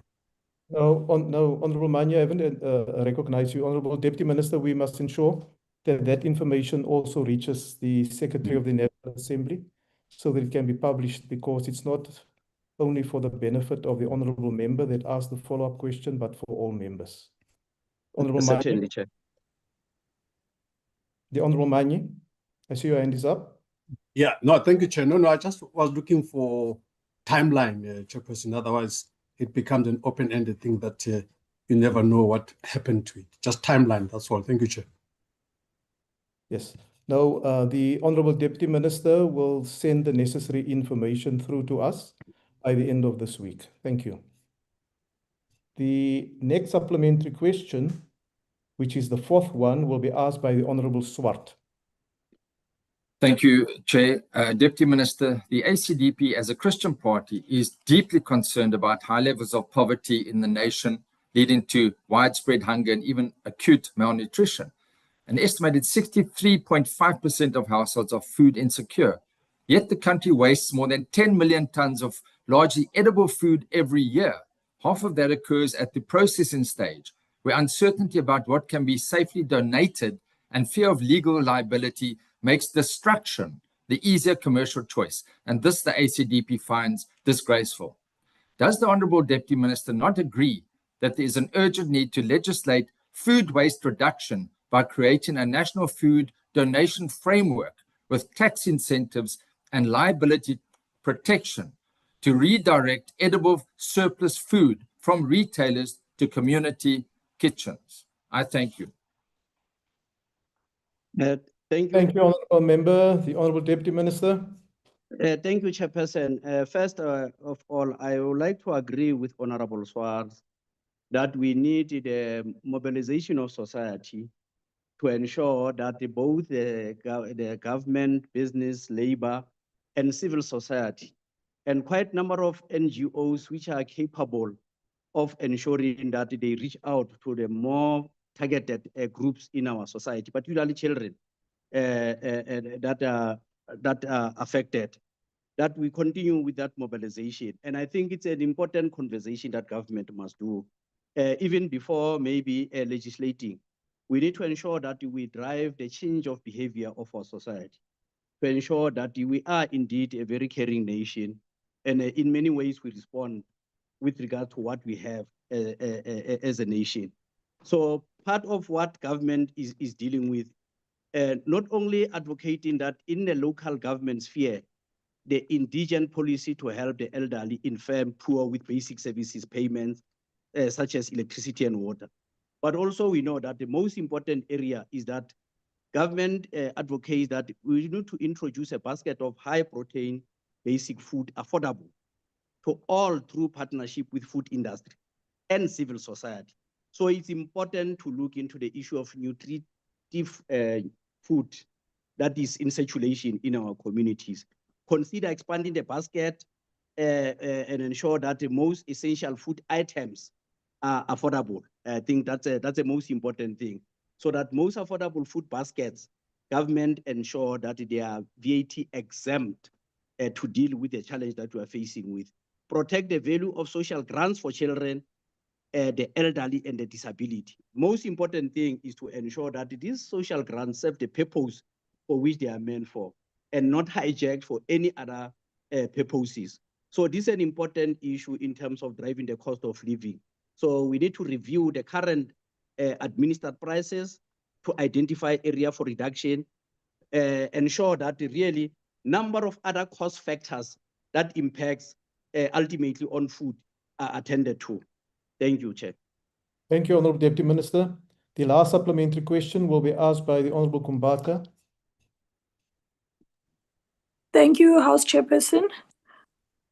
Thank you, Honourable House Chairperson. Honourable Minister, where your department identifies that the department's plans are not sufficiently responding to the cost of living and even food insecurity, which is also one of the priorities of the 7th administration, how specifically does it ensure that departments revise, strengthen, or reprioritize their plans to address these identified gaps? Thank you. Thank you, Honourable Member. The Honourable Deputy Minister. Thank you very much, Honourable Chair and Honourable Kumbaka, for the follow-up. The most important thing that we focus our attention is to really monitor that the industrial policy produces the desired results in our country. There's expansion of manufacturing. Expansion of manufacturing industry will, in a large way, ensure that the number of people gets employed and people participate in producing products that are much more necessary in the country. That's one area. So the focus, monitoring of the departments and ensuring that there is mobilization of investment and we are able to deal with those issues is going to be the order of the day. But also there are quite also a number of other initiatives that we do over and above the biannual assessment reports that we give to Cabinet, which I said, the limitation is that we have not discussed Honorable Kumbaka in the portfolio committee. That's where we spelled specific intervention areas and the gaps that are identified in the departments. That's an important point that it has to come to Parliament, so that we also have a Parliament considering in a considered way, look into those reports that we provide to Cabinet, so that it's not like cozy report that just pat each other on the back, but it's an important assessment reports that measure progress, that look into also the financial expenditure vis-a-vis progress that the country is making. So we know that the ambitious call that was made that the GDP growth should move 2 digits instead of just the current challenges that we have. We are going to consistently look into that area of work and ensure that special economic zones becomes the order and the theater of our focus as DPME, to ensure that multiple industrial activities take place in those areas that are identified. And I will know that historically, many of the areas that were under what we were classified as Bantustan or self-governing territories do have these massive social challenges of unemployment. Deputy Minister, your time is now that we have to grow in that. Thank you, Chairperson. Thank you, Honourable Deputy Minister. Honourable members, question number 703 has been asked by the Honourable SHM van Wyk to the Minister of Cooperative Governance and Traditional Affairs. And the question is, given that the United Nations recognizes the Khoi and San as the oldest First Nation of Southern Africa, yet the traditional Khoi and San leaders remain excluded from full recognition, resourcing, and participation in the National House of Traditional and Khoi San Leaders in the Republic, what A, concrete steps has his department taken since he assumed office to correct this historical injustice, and B, are the reasons for his department having failed to implement a recognition framework that respects First Nation chiefs as equal to other traditional authorities? The Honourable Minister. Thank you, Chair. Since assuming office, I have engaged extensively on matters affecting Khoi and San communities and have consistently affirmed government's commitment to addressing the historical exclusion and ensuring that Khoi and San communities are fully accommodated within South Africa's constitutional and legislative framework.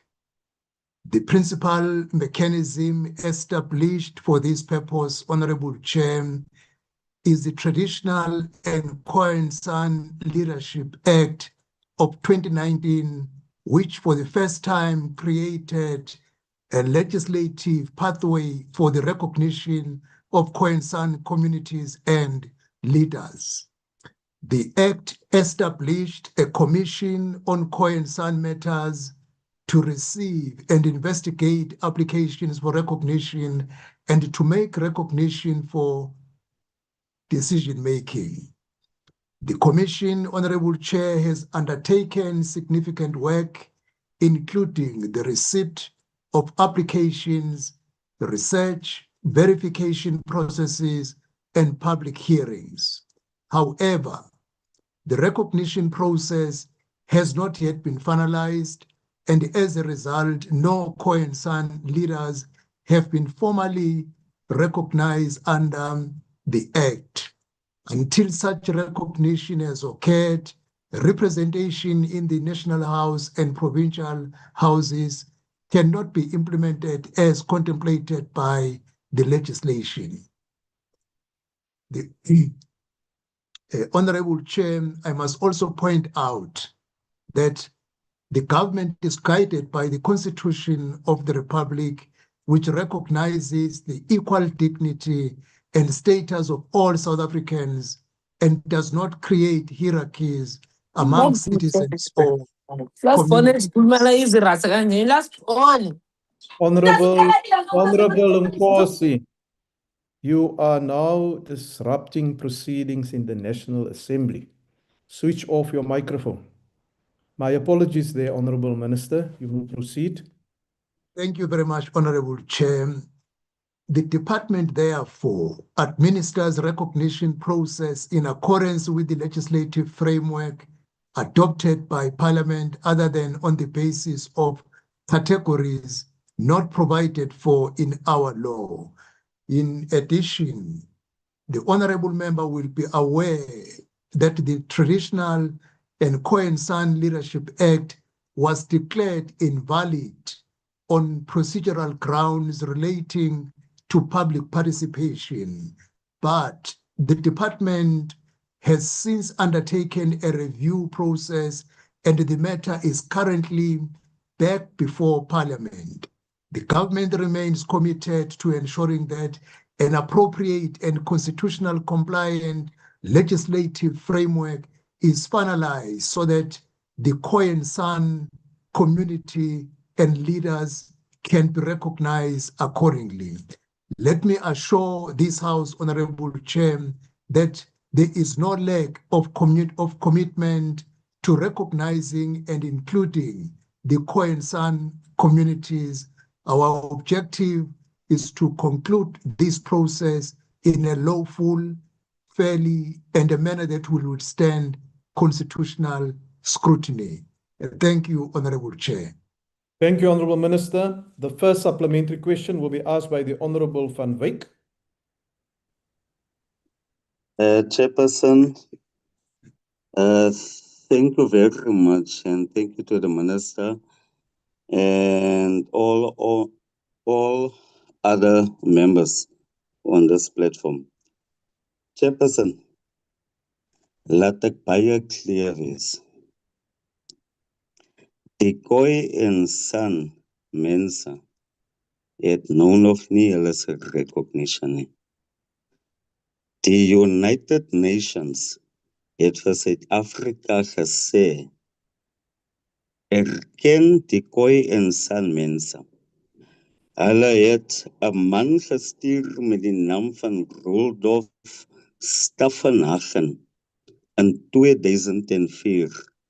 Die man het bevind dat die descendants van die Co-San is die so-called colored mense. Hy het hier aangekom en het dit bevind. Nou hier is die ding, Chairperson.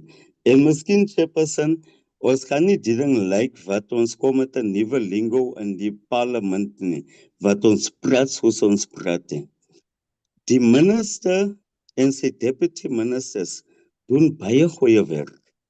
That one we can agree on. We really support them. But here's the thing, Chairperson. When ek sien jou dinge is aan jou video, is aan jy intimidate me. Chairperson,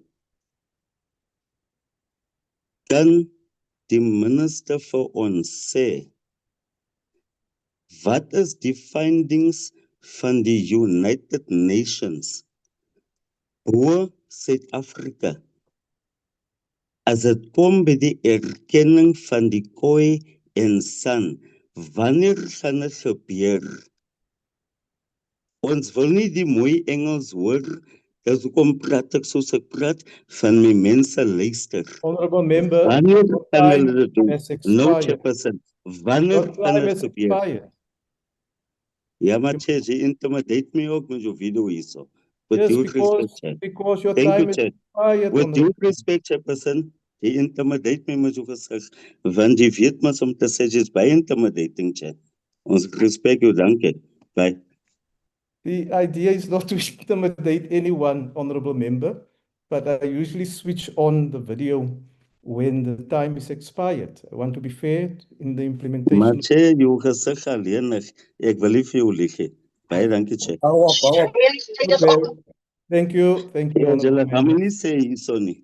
Thank you, the Honorable Minister. Thank you very much, Honorable Chair, and respectfully we are not having a device for translation via Zoom. I wonder if I can be given a translation because a lot was in Afrikaans. If I may, Honourable Minister, on the devices that members have, at least in Parliament, there is an interpretation right at the bottom of the screen. If you click on that, for those who have that facility, you can go into the translation. But essentially what the Honourable Member has said is that out of respect for you and the work that you and your Deputy Ministers are doing, there is little progress in resolving this matter. And the question is, when will this matter pertaining to the recognition of the Khoi and San leadership to equal status, when will we get to that point that it is implemented? Thank you very much, Honorable Chair. And we are treating this matter as a matter of priority. And that is why when there was a challenge in terms of the Constitutional Court decision, we went back to court and the court granted the extension to rectify the shortcomings in the TICLA. And it is our intention that the full recognition of the Khoi and San communities and its leadership is done at the earliest. And lastly, the commission, I'm waiting for the report from the commission with its recommendation.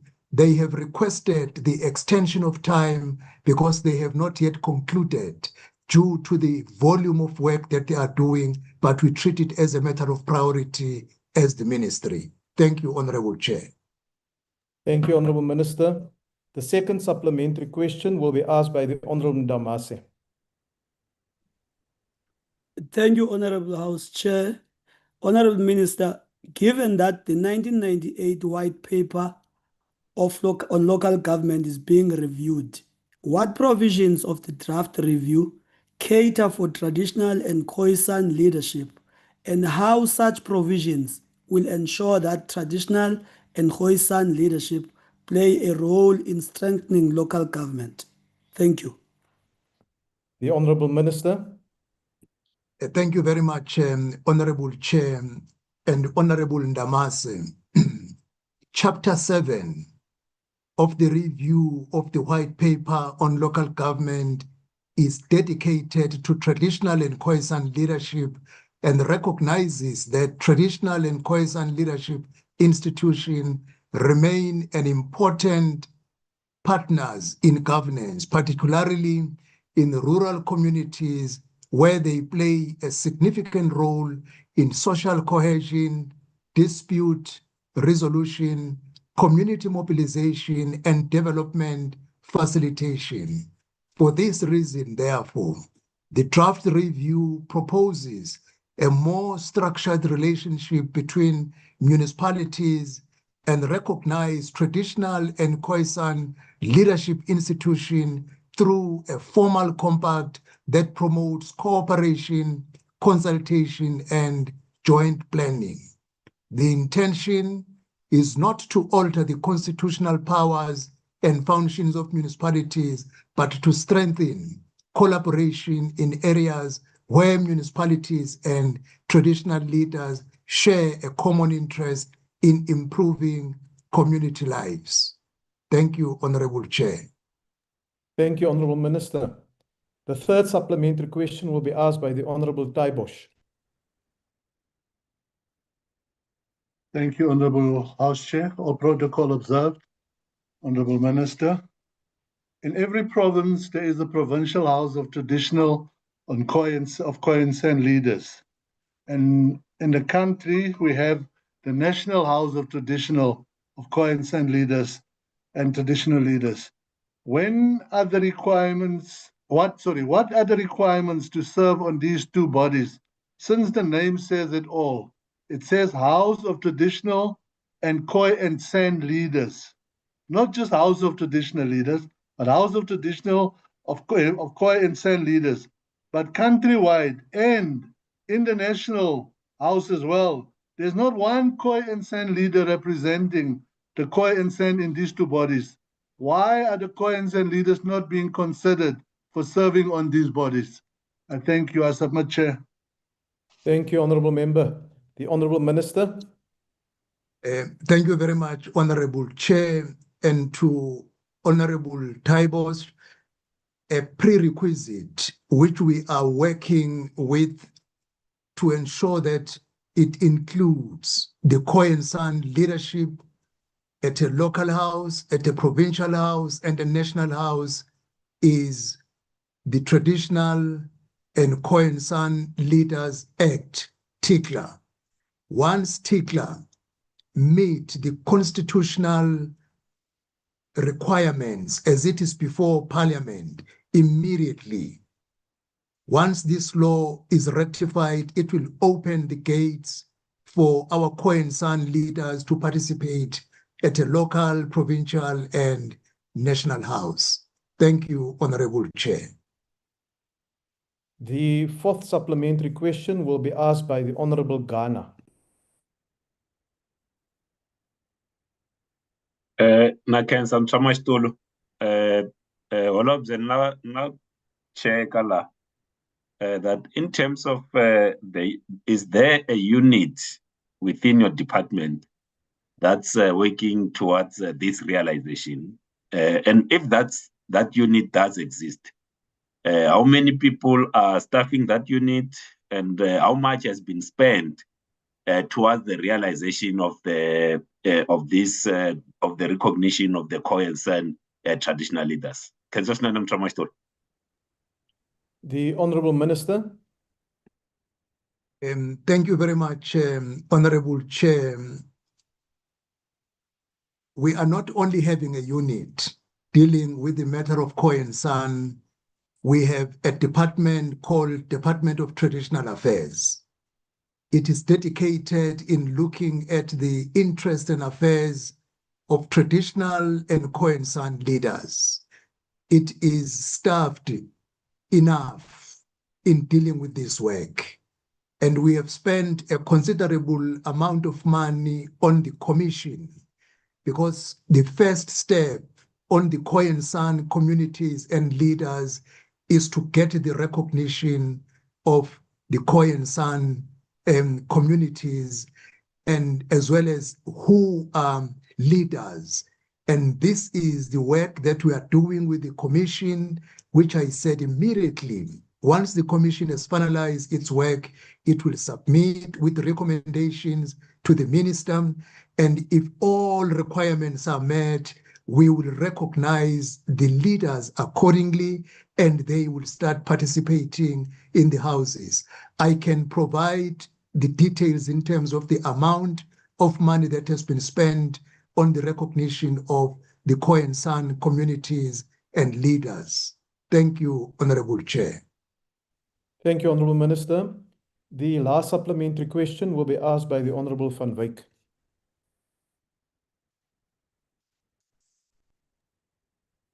Thank you very much, Honourable Chair. Honourable Minister, thank you very much, honestly, for the work that you have done so far with the 7th Parliament. You have done very well. Even though if some other leaders can not agree with me, but really, you have done very well with your department. But here's the thing. The Commission on the Khoi and San matters, their term of office is busy lapsing at the end of August. You know very well, and I know, that they were never supported, whether it comes to resources, budgets, historians, whatever. Minister, can you please tell us, you have extended, it was said in the meeting, you have extended that term of office on Sunday in the Sunday Times. You your department have thingy to say that the new commissioners can apply. There's new commissioners that can apply for the term of office. The current commissioners for the last 5 years don't know, will their term of office be extended?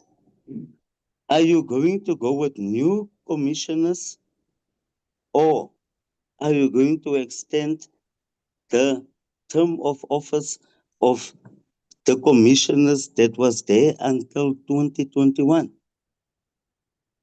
Please tell us that, Minister. Thank you. And Thank you, Honourable Chairperson, Member. you Yes. keep on intimidating with your face, honestly. No, Thank Honourable you. Member, you are now really completely out of order. No, I'm not out of Mr. order. You are intimidating me. Honourable Minister, well, you can reply to the question. In fact, I gave the member an additional minute to complete his question. Please proceed, Honourable Minister. Thank you very much, Honorable Chair, and thank you very much, Honorable Van Wyk, for the compliment you gave to the work we are doing on behalf of the people of South Africa and the Khoi San community. Firstly, the current commission could not finish its work on time, and we extended the period. Now, they have not yet submitted, even at the expiry of the time extended, they requested extension. We became of the view that we cannot keep on extending and extending and extending with no results on the table. We are going to appoint new commissioners. They are eligible to apply so that we can see, can't we get more people who can come with vigor in order to complete this work, because extending and extending and extending might eventually not deliver the results we need at the earliest. It can be a longer definition or explanation, but I can privately or outside this platform engage Honorable Van Wyk of why do we feel we rather reopen the application, because we want this work to be finished speedily other than extending indefinitely. Thank you very much, Honorable Chair. Thank you, Honourable Minister. Honourable Members, question number 673 has been asked by the Honourable A.M. Van Zyl to the Minister of Cooperative Governance and Traditional Affairs, and the question is, as the Auditor General of South Africa, the Special Investigating Unit and law enforcement agencies continue to expose widespread corruption and financial misconduct in municipalities, what are the details of cases where his department has intervened to ensure implementation of appropriate disciplinary action, civil and/or criminal lawsuits? The Honourable Minister. Thank you very much, Honourable Chair and Honourable Van Zyl. The implementation of disciplinary action, civil recovery processes, and criminal proceedings in municipalities is primarily the responsibility of municipal councils, municipal administration, and where appropriate, law enforcement agencies. However, where allegations of corruption, fraud, and maladministration or serious irregularities are brought to my attention, the Minister is empowered in terms of Section 106, subsection 4 of the Municipal Systems Act to request the relevant MEC for local government to investigate and report on the matter. In the previous financial year, I have referred 5 matters to provincial MECs for investigation. This relates to allegations of corruption in Mokwaga local municipality, Machabeng local municipality, and Fezile Dabi district municipality in Free State. procurement irregularities in Steve Dwetle, local municipality in Mpumalanga, and allegations of maladministration in Mossel Bay local municipality in Western Cape. All these matters are presently at various stages of investigation. Beyond these referrals, COGTA continues to strengthen consequence management by implementing Section 57A of the Municipal Systems Act, which prevents officials dismissed for misconduct or who resign before disciplinary proceedings are concluded to simply resurface in another municipality. Thank you, Honorable Chair. Thank you, Honourable Minister. The first supplementary question will be asked by the Honourable Van Zyl. Thank you, Minister. Fighting local government corruption and ensuring the effective delivery of quality services is your central responsibility. So law enforcement bodies and Chapter 9 institutions like the Auditor General ought to be treated with strict independence, but that does not mean you cannot act using your powers like you've mentioned on the Section 106 investigations on the Systems Act. Minister, in your 2-year office or term in office, can you name one official that is no longer in office because your department exercised those powers to ensure that they were held to account? Thank you, Chair. Thank you, Honourable Member. The Honourable Minister. Honourable Chairperson, and thank you very much, Honourable Van Zyl. COGTA, as I said in the first response, it is the responsibility of the council to take actions on members that has transgressed the law. Where a municipality is not taking an action and that matter has been drawn to our attention, it is only then that we can intervene. And we have never been referred someone whom the municipality is not taking an action and we did not take an action. We cannot just simply interfere on a matter that has not been reported to us. Thank you, Honourable Chair. Thank you, Honourable Minister. The second supplementary question will be asked by Honourable Mtolo.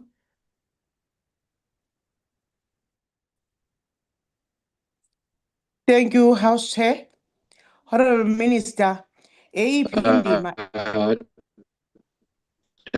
you, Chair. indima edlalwa umnyango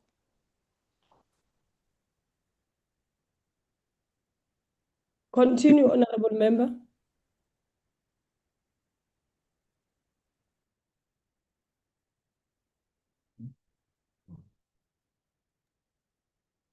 Honourable Mtolo. Which one, Chair? Which one? Because there are two Honourable Mtolos. Mtolo. Which Mtolo? Thank you. Honourable Minister. Thank you, House Chairperson. Honourable No, Minister. it's Mr. J.B. Mtolo from the MK. Okay, thanks. Honourable Minister, thank you, House Chair. Does the Minister accept that his department's power to intervene under Section 106 and 139 is being used reactively only after AGSA or SIU has already exposed the wrongdoing? And what does that say about his department's own early warning capacity of the disciplinary or legal processes his department has pushed for? How many officials found guilty of financial misconduct are still employed in the local government sector today, whether in the same municipality or another one? And does he consider that as an acceptable outcome? Thank you. The Honourable Minister. Thank you, Honourable House Chair and Honourable Mtolo. As I said, the intervention in terms of Section 106 and 139 cannot happen as a way of overriding a municipality or the province. When a matter of corruption is referred to national minister in terms of the law, the minister must write to MEC at a provincial level in terms of Section 106 to do an investigation. I can only take a step if the minister, the MEC, is not responding. I've indicated the 106 investigation that are underway as we speak and at various stages, and I cannot override that process. Intervention in terms of Section 139, it also begins with a municipality. The early warning signs, when we see things are not going well, we indicate to the municipality and the provincial government. The provincial government must come in on board, and once they have failed, and then national minister comes in. I'm not aware of an official who has been found guilty, but who is still in the employment of any municipality. If I can get details, I will definitely take steps against such. Thank you, Honorable House Chair. Thank you very much, Honorable Minister. I will now, the third supplementary question will be asked by Honorable Beasley from Action SA. Honorable Minister, greetings. Currently, there is zero compliance by municipalities in regards of SIU blacklisting recommendations. It can be best described as a complete farce at the moment. Will the minister support legislation that turns SIU blacklisting findings into real consequences by ensuring that recommendations and orders arising from SIU investigations translate into meaningful procurement consequences? Thank you. The Honorable Minister. Thank you again, Honorable House Chair and Honorable Beasley. Definitely, Honorable Beasley, I will support that move, because any move to clamp down corruption needs to be supported by every South African, whether minister or member of the National Assembly. It is our obligation. I will definitely support that move. Thank you, Honorable House Chair.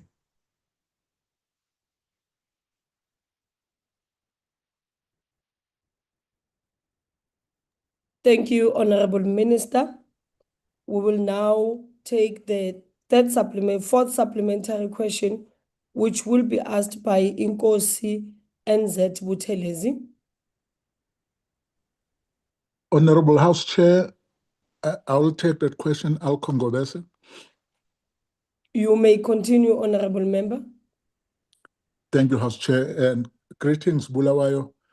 And I also wish to join the queue, to thank you for the work that you are doing as a Minister of COGTA.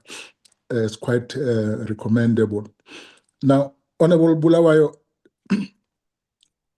how are the department's interventions assisting municipalities to strengthen accountability and to ensure that instances of financial misconducts are addressed by appropriately and do not recur?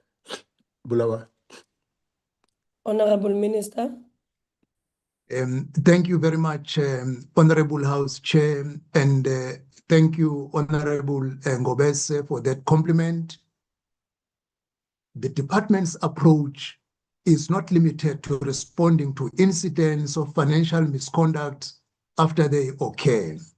Our focus is also on strengthening the system's leadership and controls that prevent misconduct in the first place. This includes promoting professionalization in local government, strengthening merit-based appointments, improving oversight of senior management position, and supporting municipalities in implementing sound governance and financial management practices.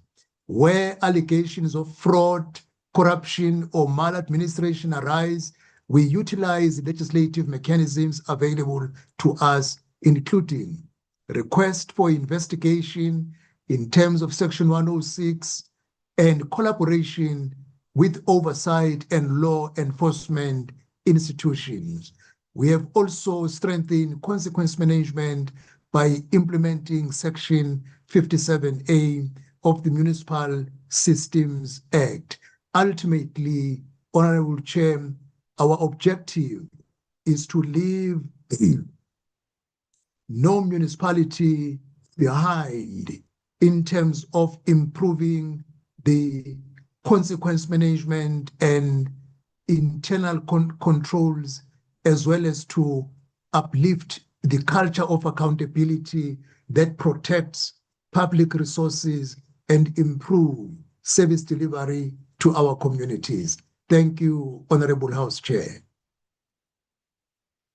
Thank you, Honorable Minister. Our last supplementary question will be asked by Honorable Van Zyl.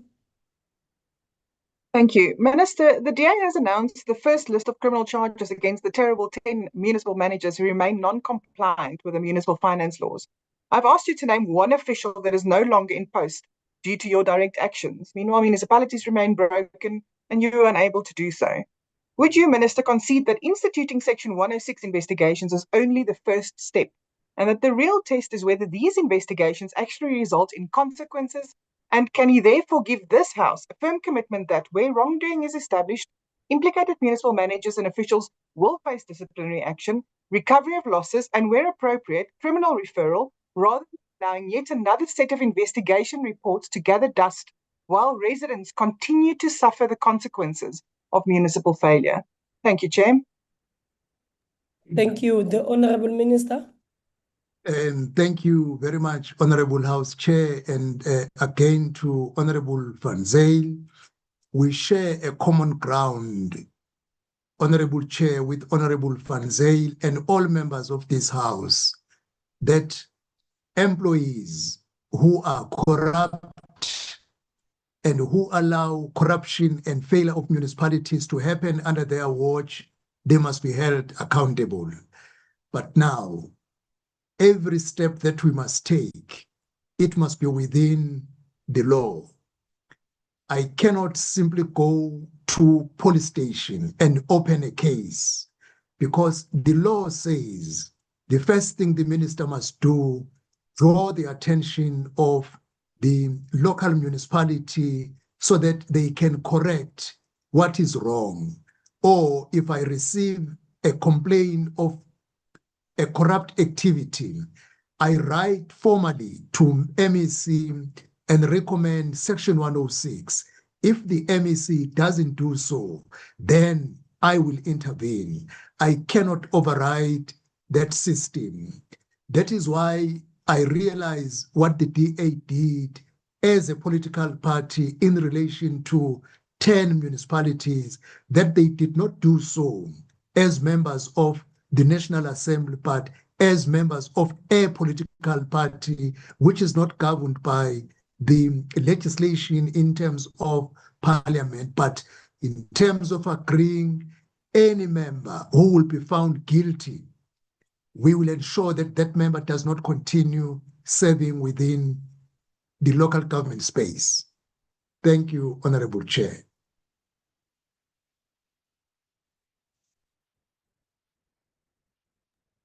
Thank you, Honorable Minister. Honorable members, we now move to question number 701, which has been asked by Ms. P.P. Chaba to ask the Minister of Public Service and Administration, given that a significant number of public servants who joined the public service in 1994 are approaching retirement, and noting the implications of this to state capacity and leadership.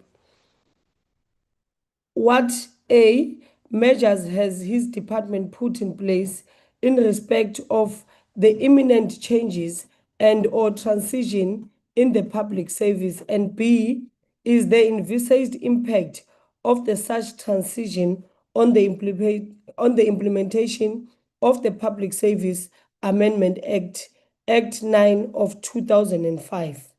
Honorable members, I have been informed now that there is an apology for oral questions of the Minister of Public Service and Administration, but the Deputy Minister will then take over in answering the questions which the Deputy Minister, Honorable Kekan, to answer the question. I will give over to you, ma'am. Thank you.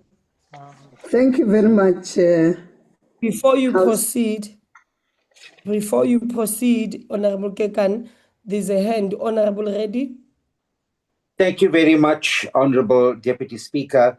The apology from the Minister, what was the reason? Because this was circulated some time now and members are aware of the program for today. The question that was raised by Honorable Chaba is relevant and very important for the Minister to answer. So what is the reason for the Minister not being here today? Thank you.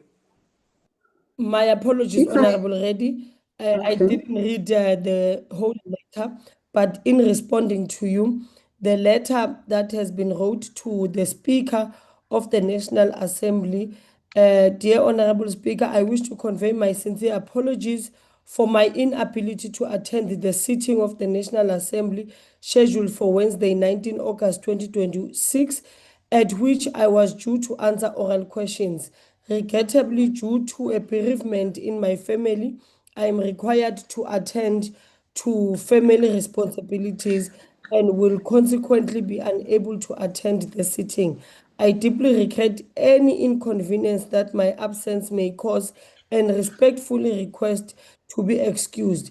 I have requested the Deputy Minister for the Public Service and Administration, Ms. Pinky Kekana, to respond to the oral questions on my behalf. My honorable members, my sincere apologies. I did not read the whole letter, but that is what the letter explains. I would plead that we allow the Honorable Minister Kekana to continue in answering the question 0701. Thank you. Thank you very much. Thank you very much, Honorable Chair. If you allow me to switch off the camera, members can see that I'm in office. Thank you. As a response, Comrade, Honorable Chair, I nearly said Comrade. Parliament has just amended two laws, the Public Administration Management Act of 2025, Act number 7 of 2025, and the Public Service Act of 2025, Act number 9 of 2025. Now, this month, on the 6th of June 2026, our department was able to issue circular number 23 of 2026. And in that circular, we are advising departments that the supporting regulations are being processed to facilitate an orderly legislative transition to provide clarity during the implementation of these two laws. And once the minister approves these regulations, then the president will determine the commencement date through a proclamation in the Government Gazette. So that's where we are currently. On the practical impact of the retirement transition, the department, Honorable Chair, are expected to prepare successors so that we retain critical institutional knowledge and avoid brain drain as part of maintaining service delivery and also ensuring that we strengthen state capacity. So ordinarily, Chair, and by practice of the Department of Public Service and Administration, we expect departments to prepare the workforce on succession planning, on knowledge transfer, and they are also expected to do skills and ensure that as they do skills audit, they are also able to identify competency-based recruitment based on the skills gaps that they may have identified. We also expect departments to do mentorship programs and also targeted capacity building programs so that in all those initiatives, we're able to give them and continue to give guidance as well as support to this department to just curb the issue of brain draining. We're doing all these things as the DPSA because we have to live up to the expectation of Chapter 13 of the National Development Plan, as well as Priority 3 of the MTDP, which seeks to strengthen accountability and a capable, ethical, and developmental state. Thank you very much. Thank you, Honorable Deputy Minister. I will now allow our first supplementary question to be taken by Honorable PP Chaba. Thank you, Honorable House Chair. My name is Wizwe Tikana-Klotiwe. I will take the question on behalf of Honorable Baba. Honorable DM, Okay, Honorable Member, before you continue, we must say that in accordance with Rule 137, subsection 10, subsection 2, that you will then be taking care of that question. You may now continue. Thank you, House Chair. Honorable Deputy Minister, given the technological advancements of today, what recruitment strategies does the public service use to ensure that public servants of the future are aligned with the advancements in science and technology? Thank you, House Chair. Thank you, Honorable Member. Honorable Deputy Minister.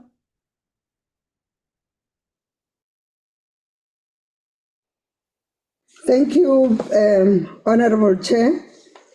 Honorable Chair, Honorable Member Tikana will remember that,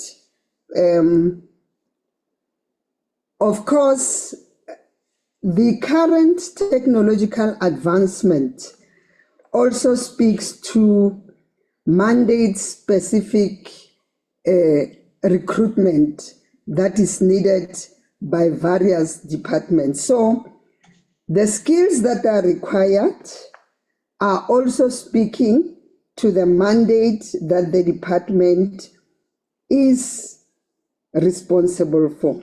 So, of course, technology will always evolve and departments have to adapt, but departments are responsible to recruit employees according to what the mandate of the department says, and that mandate is also supported by the structure of the department, and that structure of the department has to be funded, and then also the same structure must from time to time be reviewed to also align with the skills gap, to also respond to the technological advancement that the department may require. But what we're doing as the Department of Public Service and Administration, we establish norms, we also establish standards, and we make sure that from time to time we issue directives on human resource. So we keep departments on their feet to make sure that the skills that and the structure and the mandate that they have also speaks to what technological advancement speaks to. Thank you. Thank you, Honorable Deputy Minister. Our second supplementary question will be taken by Honorable Spies. Thank you very much, House Chair. Deputy Minister, you have made mention of an audit that has been undertaken. Now, my question to you is that has your department indeed conducted what I want to believe a comprehensive skills audit? And if you can you give us the details of what the skills audit that was done, entails? because one needs to determine exactly which critical skills the public service stands to lose, of course, and which skills will be needed, obviously, to replace them. So if that has not been done, on what basis is the department then planning for this transition? Thank you very much, Honorable Spears. Deputy Minister, yes. Oh, thank you very much, House Chair. House Chair, I think one of the things we also need to clarify, Parliament and honourable members, is that as the Department of Public Service and Administration, one of our responsibilities to ensure that we have a capable workforce across public service. That's the first thing. But one of the things that we do, because I said the departments have mandate-specific skills requirements. We establish task teams across various departments to say, this is your time to make sure that you put a task team that must do skills audit, look at the personnel that you have, the workforce that is currently there. As you go and do job evaluations and other related things, look at the current capacity that you have and then be able to speak to your structure and how you deal with that. So we don't, as the Department of Public Service and Administration, do skills audit for the entire personnel, whether national and provincial. However, we have a framework that guides them to say, can you embark on a skill audit program? And this is how you need to establish your task team, speak to your organogram, do job evaluation, and from there, you are able to deal with some of those things. So the public service skills audit methodology framework is there, and that was done. This framework was done, and the guidelines were done in 2023, and departments know how to roll out the skills audit. Thank you, Deputy Minister. We will now take our third supplementary question, which will be taken by Honorable J.S. Malinga.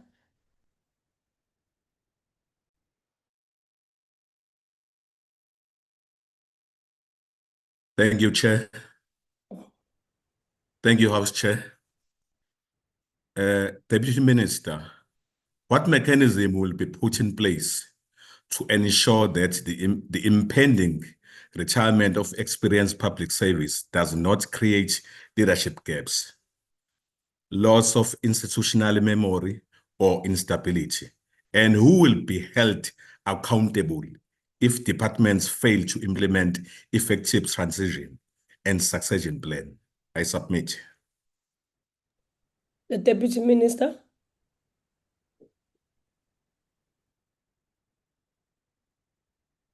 Honorable Deputy Minister. Thank you very much, Honorable House Chair. I think currently, if the Honorable Member will remember, one of the things that is also unfolding is an early retirement program that government is embarking on currently, which does not punish or bring penalties to those who retire 55 years and beyond. So what we have also done there, we said to departments, do your assessment, make sure that whoever is getting into this dispensation, we don't do brain drain, we don't have skills gap. There's a mechanism to make sure that when Pinky Kekana retires, at least we know there are systems in place to do that. So it's an exercise that is currently running. The DGs are on top of it, because one of the things we also thought is that, you know, public servants may, of course, approach this and use it as an incentive, because it is an incentive, of course, for us, and it's working positively to help even bring a new cohort of young public servants into the service. But as we do that, there must be a balancing act. And DGs and human resource units are on top of they are on their feet to make sure that the brain drain element is not tampered with. Thank you very much, Deputy Minister. Our fourth supplementary question will be asked by Honorable Qilishe. House Chair, Honorable Bloss will take the question. Okay, please proceed. Thank you, House Chair. Greetings, Deputy Minister. Look, the Deputy Minister, research was done on about over 192 million puzzle records. And that research indicated that the public service is aging within the 1994 cohort, retiring in critical sectors, you know, sectors such as police, health, and education. But your department has not conducted a centralized assessment of the overall turnout on the impact on frontline services. So, Minister, are you able to give us a detailed breakdown, you know, by each province and the officials in these key departments that are now eligible for retirement within the next 3 years? And what are the targeted recruitment programs that are in place to mitigate the loss of institutional memory and to avoid leadership gap as we move forward? Thank you very much. Thank you, Honorable Member. Honorable Deputy Minister. Thank you very much, Honorable Chair. Of course, as the Department of Public Service and Administration House Chair, we are now learning lessons on the current early retirement packages that is unfolding. The process, the first cohort has just left now in March, and the second tranche will be leaving in January. Now, one of the things that we have said to our team is to say, collate all the information of all the personnel that took up the first benefit of leaving the public service.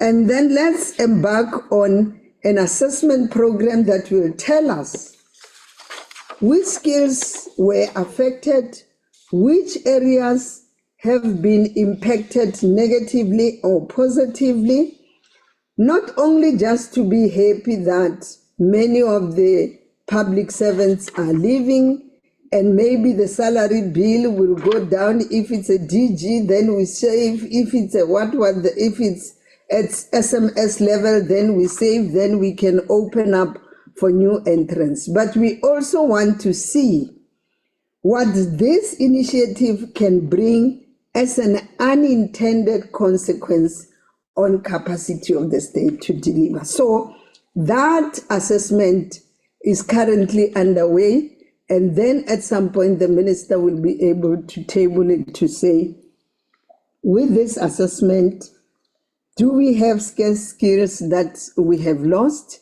And can we then work on a program on targeted recruitment to deal with some of those things? Thank you. Thank you, Honorable Deputy Minister.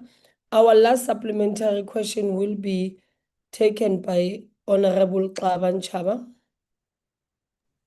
Thank you, Honorable House Chair. Once again, I'm Honorable Wezwe. Yes, proceed, Honorable Member. Honorable Deputy Minister, what plans are available in the public service to attract and retain talent of young professionals who often leave the public sector for the private sector or even migrate to other countries outside of Africa? I thank you, Honorable Chair. Honorable Deputy Minister. Very much, Honorable Chair.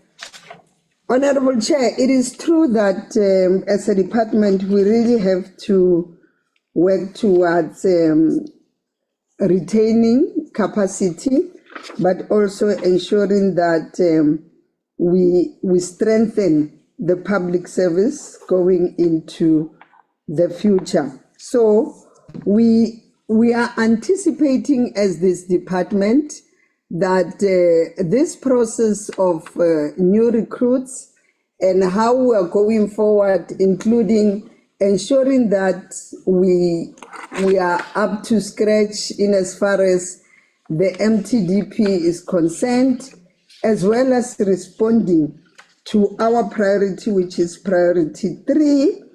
There are programs, even on the internship programs now. We're now starting to say to departments, whatever intern that you want should be an intern that also fill in on the gaps that we think we do not have. There's some engagement that the minister is going to embark on to say, yes, we have a program on interns, but we also lose them after 2 years to become unemployed. So what are the things that we do to make sure that as departments, we keep those interns and even take them beyond the internship program? That's one. There's also a graduate recruitment scheme that we also are embarking on. And we think as we embark on this program of early retirement, it will also help us to live up to that plan of graduate recruitment scheme. And then there's also departments that are doing apprenticeship that also work on some of those things. The time has expired. Sure. Thank you.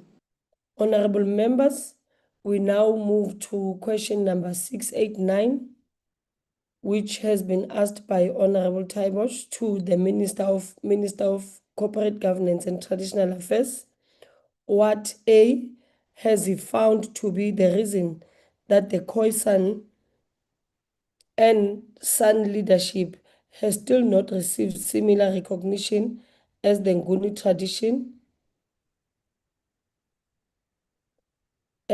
traditional leadership, despite the appointment of the Commission on Khoi and San Matters, which was established in terms of the Traditional and Khoi and San Leadership Act, Act 3 of 2019, and B, steps must the Khoi and San leadership take on behalf of the Khoi and San nation to be treated equally to Nguni traditional leaders. The Honorable Minister. Thank you very much once again, Honorable House Chair, and to Honorable Taibosh. On A, as I have explained even before, what will give the full recognition in our country to the Khoi and San communities and its leaders is when we finalize the law, the Traditional and Khoi and San Act, as it is before Parliament for correction as a result of the Constitutional Court judgment. Once that law is corrected, it will accord full status to the Khoi and San communities and its leaders.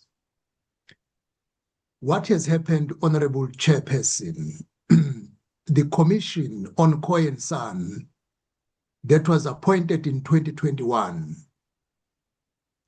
has received 239 applications for Khoi and San leaders who want to be recognized as leaders of the Khoi and San communities. The Commission has done the preliminary investigation on the 239 applicants and has also conducted public hearings to confirm the lineage, the correctness of these applicants who call themselves the leaders of certain branches or of certain kingdoms within the Khoisan communities. Once the commission has processed the 239 applications, the commission will make recommendations to the minister. I indicated before that the commission that was appointed in 2021, its term is expiring at the end of August. We resorted not to extend the term, but to open re-applications, which allows the 5 current commissioners to apply, but is open also to other interested people to fast track the recognition of the Khoisan leaders, either as the kings or queens. That is the process. And what we are doing as the ministry, we are giving necessary support to ensure that TICLA complies and give recognition to Khoisan communities. And secondly, the commission speedily do its work and finalize the recognition of the leadership of the Khoisan. And that is what is going to be the pathway to full recognition so that it becomes lawful and within the legislation. Thank you, Honorable House Chair. Thank you very much, Honorable Minister. I will now allow the first supplementary question to be asked by Honorable Taiboch. Thank you, Honorable House Chair. Honorable Minister, I will be failing in my duty as a Khoisan leader if I don't commend you for the progress that your presence and ever since you took office brought onto the subject of the Khoisan people. I say thank you to you from a personal level. However, I wish that everyone in your department were as passionate, as committed, and as honest as you are for the Khoisan emancipation. Thank you for that, Minister. However, back to my question, Honorable Minister, why is it that you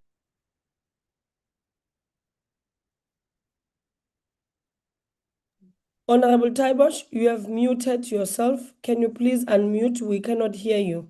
So sorry, ma'am. Thank you very much. You can start afresh with your question, not the comment, but where you wanted. Yes. No problem. Honorable Minister, why is it that you and the department is so hell-bent on denying the first nation of this world, the Khoisan nation, to participate in the well-being of this country? Why do we have to have a different system for recognition than the Nguni traditional leaders and the Khoisan leaders? We are 5 years down the line, actually more than 5 years down the line, and still not one recognized Khoisan leader. Yet every month, new Nguni traditional leaders are being inaugurated, even though you say this bill is still in Parliament. We demand to be recognized according to our proven bloodlines, similar to the Nguni traditional leaders. And even if it's just chieftaincies, no kingdoms, it's all right, that can come later. We want to enjoy the same benefits that the Nguni traditional leaders are enjoying. It is, or is this further impression of the minority or lack of political will that prevents the Khoisan from being recognized? I thank you. I submit. Thank you, Chair.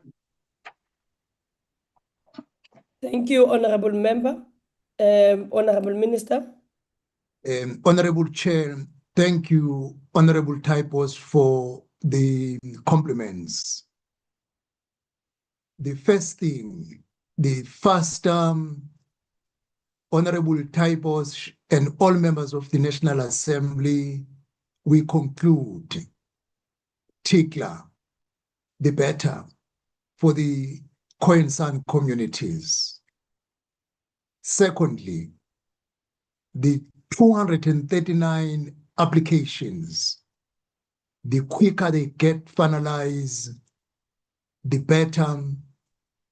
And we must put every effort Honorable Taibos and all other honorable members to assist this process as we are giving attention to it, that the people who have made applications, when they are requested to bring more substantiation of their applications, they must do so, because if we do not go that road, we might end up with 1,000 traditional leaders among Khoisan, 1,000 kings, 1,000 queens. Anyone who is being inaugurated, as you would know, honorable member, there is the inauguration of Mr. Marius Vivian Kok. It's unconstitutional. Vivian Kok must go through the process of the commission so that papers are verified that indeed, in terms of lineage, he is the king of that branch. Once that is confirmed, we will not hesitate as ministry to do the necessary process that he be confirmed as a king. Thank you, Honorable House Chair. Thank you, Honorable Minister. Our second supplementary question will be asked by Honorable Sompa Masiu. Thanks, House Chair. In the previous administration, Minister. Honorable Masiu, before you proceed, I see there's a hand, Honorable Taibosh. Thank you, Honorable Chair. My apologies. I don't want this to become a dialogue. The minister has not answered me. I'm asking, why can't we have the same recognition process as the Nguni traditional leaders? Why do we have to go according to this new method that we have a special commission appointed, but every week, every other month, there is Nguni traditional leaders being recognized? Honorable Taibosh, can you please switch off now? If we'll give over to Honorable Masiu, and she will ask the question, and if the minister then would want to maybe add on the response that he has given now, he will then do so. But can we then not do that, because I thought maybe it was a point of order, but we will proceed as I've given to Honorable Masiu to ask the question, and then we'll then allow the minister, if there's time left, to then maybe add on the response that he has given. Thank you. Thanks, House Chair. Honorable Minister, in the previous administration, there has been efforts to recognize the Khoisan and leadership in South Africa. Can the minister update the nation and the traditional and Khoisan leadership bill's intention and how it is tailored to be inclusive? Thank you very much. Honorable Minister. Honorable Chair, if I heard very well, Honorable Sompa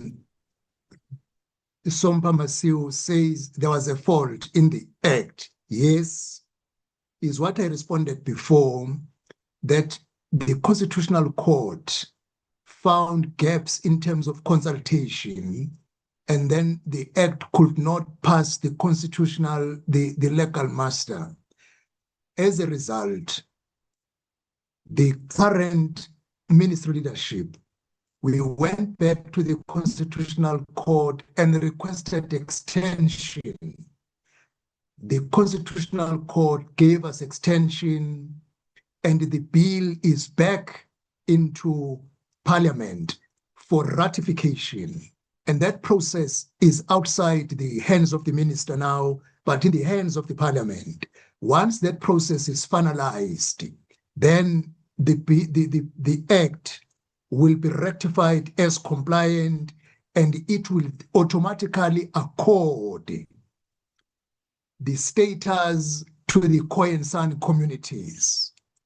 Going back to Honorable Taibos, all under Nguni traditional leaders are recognized under a certain law. It does not become automatic. There are kings outside the Khoisan community who could not get recognition through the Hlapo Commission. They are still challenging their exclusion. So now it is not only the Khoi and San leaders who experience a similar situation. There must be a law. Otherwise, every individual will proclaim himself or herself either a king or a queen. Thank you, Honorable House Chair. Thank you, Honorable Minister. Our third supplementary question will be asked by Honorable Mkhalipi. Oh, thank you very much, House Chair. Greetings to the Minister. Minister, in your response about this delay of the Constitutional Court that was declared on the Khoisan and Traditional Act, as a result, we are not, sorry, I have a, yeah, so Minister, so I want to understand, as we are articulating the reason why there's a delay is as per the Constitution, Constitutional Court. This matter dates back as 2023. So now it's 2026 and you are going to the end, towards the end of the year. But we are saying that the main reason why you are not implementing is the process is such a way that is in Parliament. But at the same time, we are saying that there are 239 applicants. But the Constitution said there was a lack of consultation.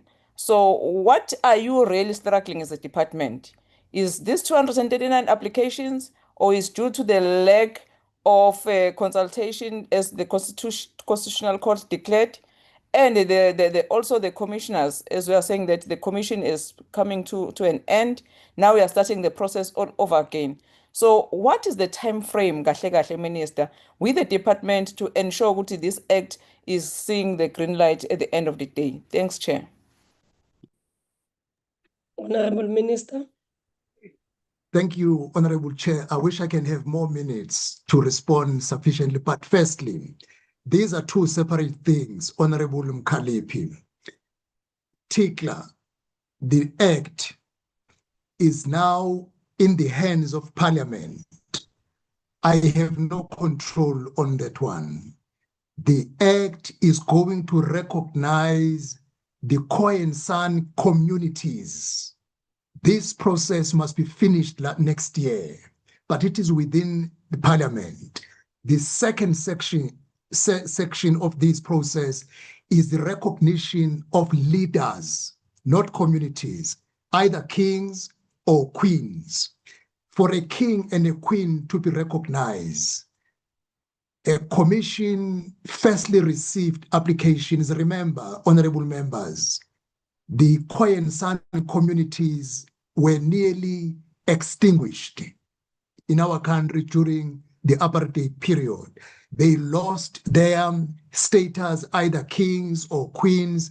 And now, in order to confirm, is this person a real king in terms of lineage, you needed to do a commission to receive application, do research, and confirm. This is what is done by the commission, and as it is expiring its period end of August, they've taken 5 years. We are going to extend the period up to 2028, which is 3 years more. Within these 3 years, once 1, 2, or 3 kings are confirmed, we will do the necessary process to ensure that they are installed as kings or queens. It's 2 separate processes. One is in Parliament and the other one is under the watch of the minister, and we are fast-tracking both processes. There is no way where we are stuck. Thank you, Honorable Chair. I will engage Honorable Minister even outside this platform. Thank you very much, Honorable Minister. You mean Minister, you mean me, Honorable Minister? You call me a minister? You must just say I receive.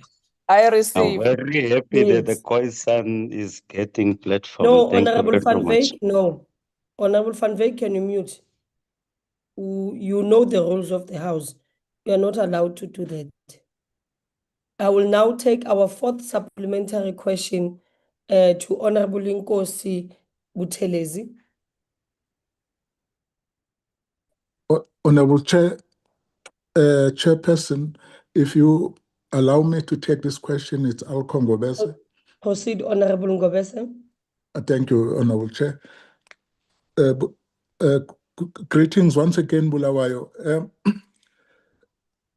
As Parliament considers the traditional Khoisan leadership bill, what lesson has the department drawn from the implementation of 2019 Act and the work of the Commission on Khoisan matters to ensure that Khoisan communities and leaders enjoy meaningful participation in South Africa's system of traditional governance? Thank you.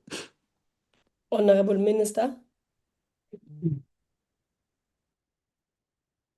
Honorable Chair, the lessons we have learned, what made Tikla not pass the constitutional muster was lack of consultation. That is why every bill or white paper review that is being done, I think this is a lesson across departments.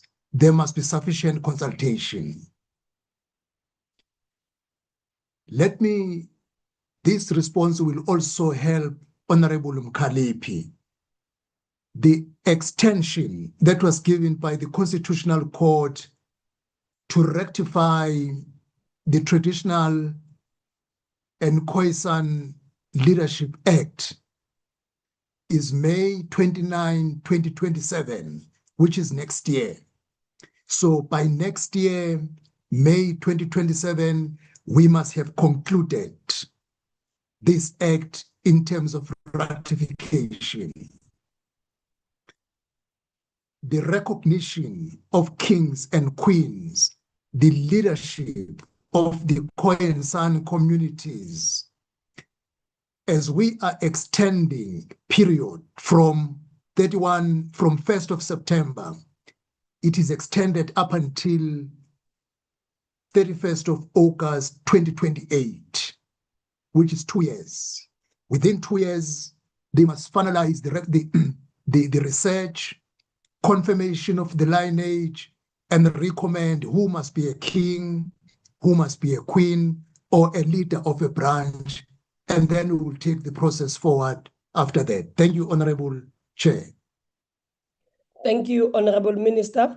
Our last supplementary question will be asked by Honorable Taiboch. Thank you, Honorable Chair. Honorable Minister, can you tell us, the Nhlapo Commission, the last time they operated, I think was 2006.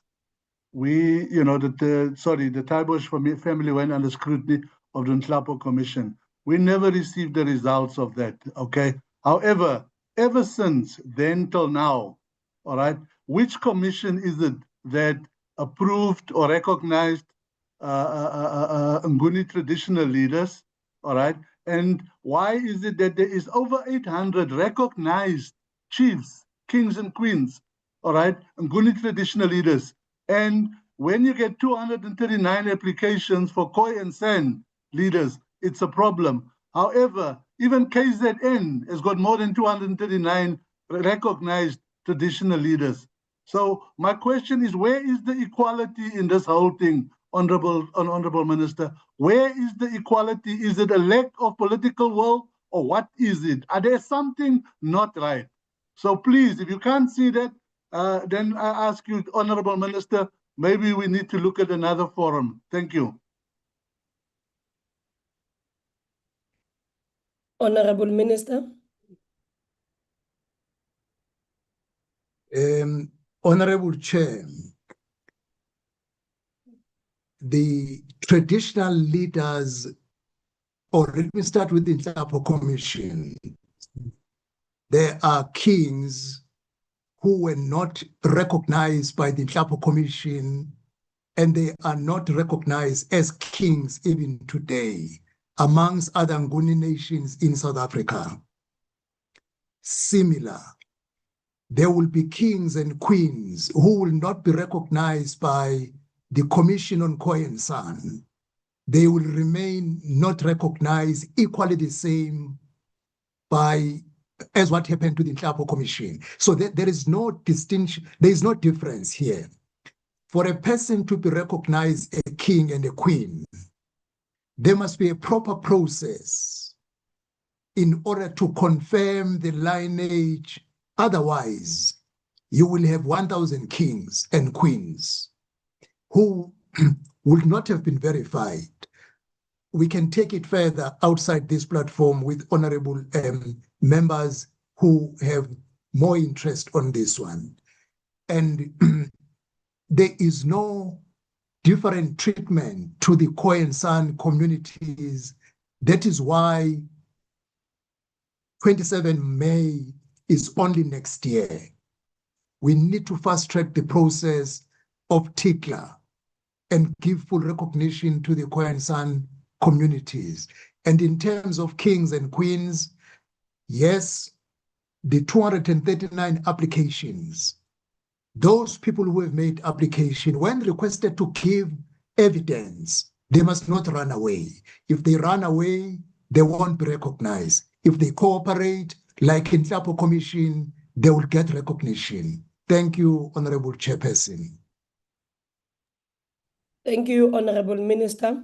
Honorable members, we now move to question number 679, which has been asked by Honorable P.R. Mailola to ask the Minister of Women, Youth and Persons with Disabilities, in view of the fact that violence against women and girls remains unacceptably high, despite insignificant government expenditure on gender-based violence and femicide programs. What A, measurable outcomes have the programs achieved 2025, and B, are the full details of the measures that the department has in place to evaluate whether its interventions are actually reducing? The Honorable Minister.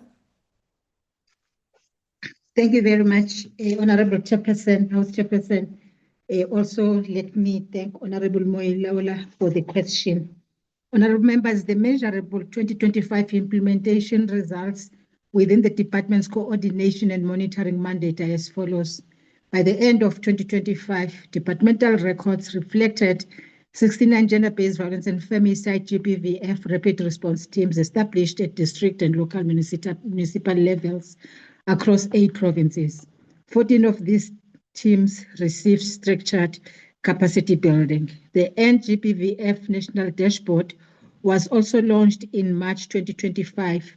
It profiles available services across all 257 municipalities. It enables municipalities to monitor local GBVF indicators, compare local trends with provincial and national data, and identify gaps in institutional readiness and survivor support services. It tracks essential response mechanisms, including GBVF services at police stations, courts, hospitals, and even TVET colleges, Tutuzela care centers, shelters, rapid response teams, dedicated gender focal persons, and local coordination structures. This strengthens evidence-based planning, resource prioritization, and accountability by showing where services exist, where critical gaps remain, and where corrective interventions are required. The 5-year review assessed 191 indicators across the 6 pillars of the National Strategic Plan. It recorded 65 as achieved, 104 in progress, and 22 not achieved. These are cumulative results for 2020 to 2025 and are not presented as achievements of 2025 alone. These results demonstrate improved local coordination and monitoring capacity. They should not, however, be interpreted as proof that national GBV prevalence declined during 2025. Frontline services are delivered by the relevant line function departments, while department coordinates and monitors implementation of the National Strategic Plan.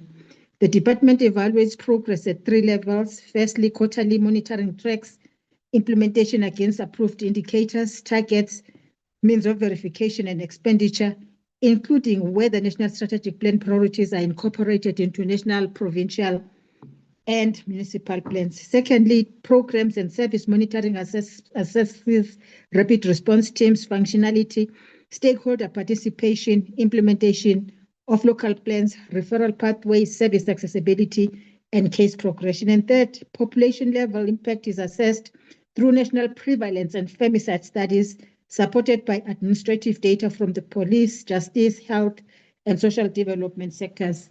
Indeed, we also conducted a Human Science Research Council prevalence study. Thank you very much, Chairperson. Thank you, Honorable Minister. I will now allow our first supplementary question to be asked by Honorable Mailola.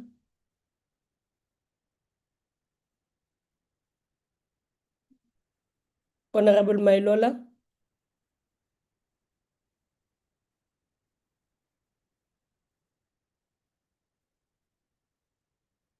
Is Honorable Mailola on the platform? Let me check here, Chair. Okay. No, he's sleeping on the job. All right, can I take it, Chair? Continue, Honorable Mukalipi, in accordance with Rule 137, All right. subsection 10 and 2.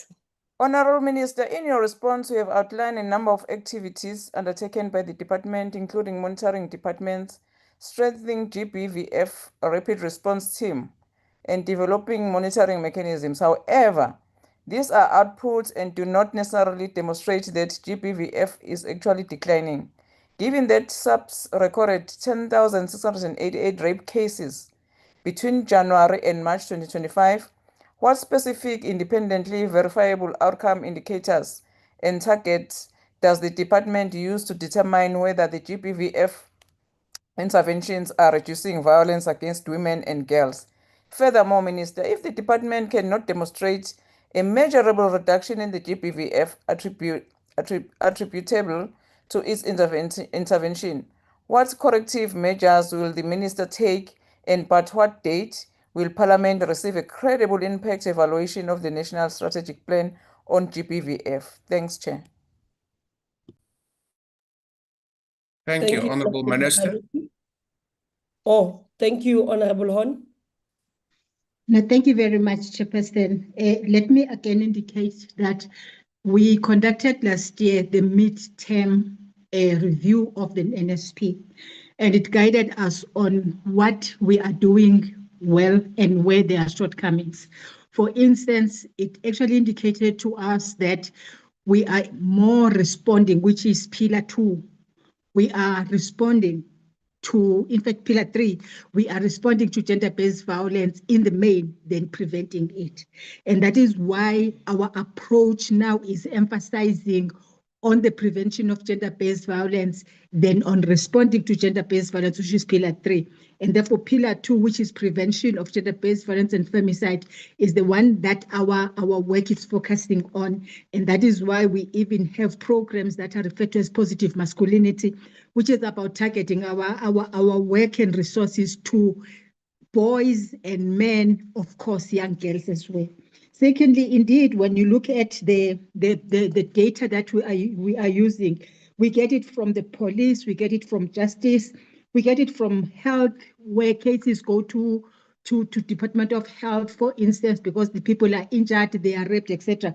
And of course, social development sectors.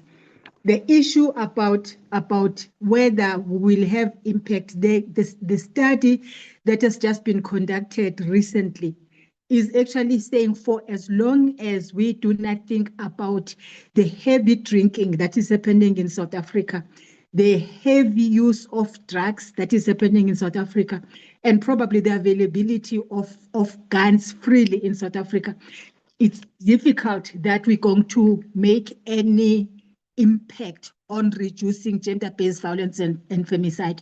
And if you look at the study, it's all studies, they're showing that gender-based violence happen when people are drunk. It's either one person is drunk or both are drunk.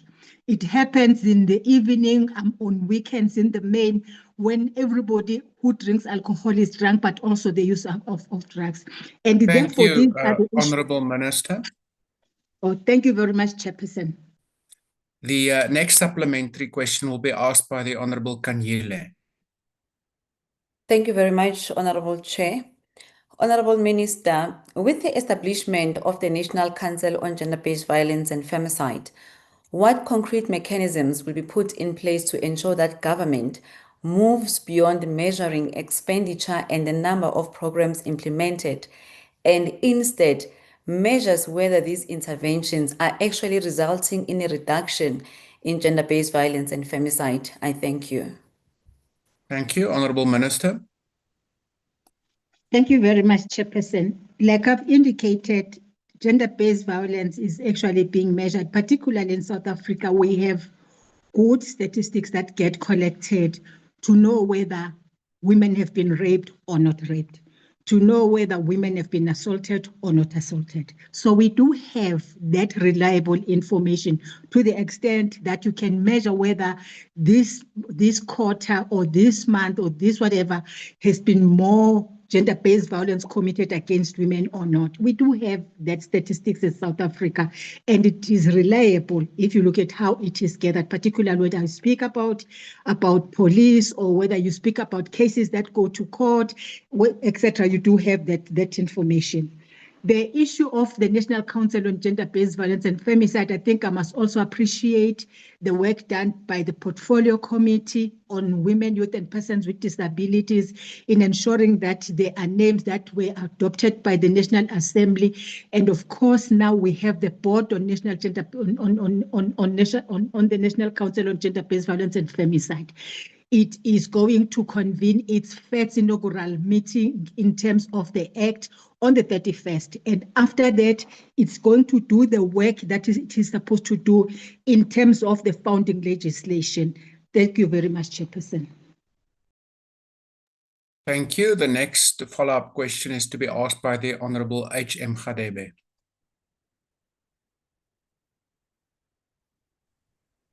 Thank you very much, House Chair. Honorable Minister, given that GBVF, sorry.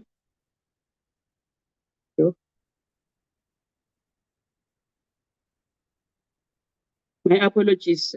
Honorable Minister, given that GBVF remains at an unacceptable level, despite government spending on interventions, can you tell this House what specific consequences follow when your department's GBVF programs fail to achieve their targets? And who is ultimately held accountable for that failure? I thank you. Thank you, Honorable Minister. Thank you very much, Honorable Hadebe, for the question.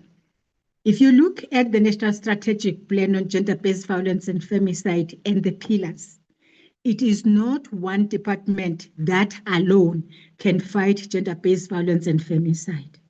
Our department, we are responsible for Pillar 1 in the main because we've got to provide coordinating responsibilities, accountability, and leadership. But of course, if you look at other pillars, Pillar 5, for instance, is Empower Women. That talks to issues of economy. I'm making an example. So the issue of gender-based violence, whether prevention or intervention or rehabilitation, they call on all, whether it's government, whether it's parliament, civil society, academia, and private sector, and everybody else. It is according to how the National Strategic Plan was even approved in South Africa. It was a call of the NSP to intervene where we should, but it calls on everybody, including communities themselves, including families themselves, on how they socialize their boy children. So indeed, the issue of gender-based violence is huge, and it calls on everybody to say, not in our lifetime, we can't continue like this. Thank you very much, Chair. Thank you. Honorable Dr. Letlape, you have the opportunity for the fourth follow-up. Thank you, House Chair, and thank you to the Minister. My questions are, we know that the major driver of gender-based violence is gender inequality. And alcohol just removes the inhibitions about expressing the social values of women being treated as possessions and not as equal human beings.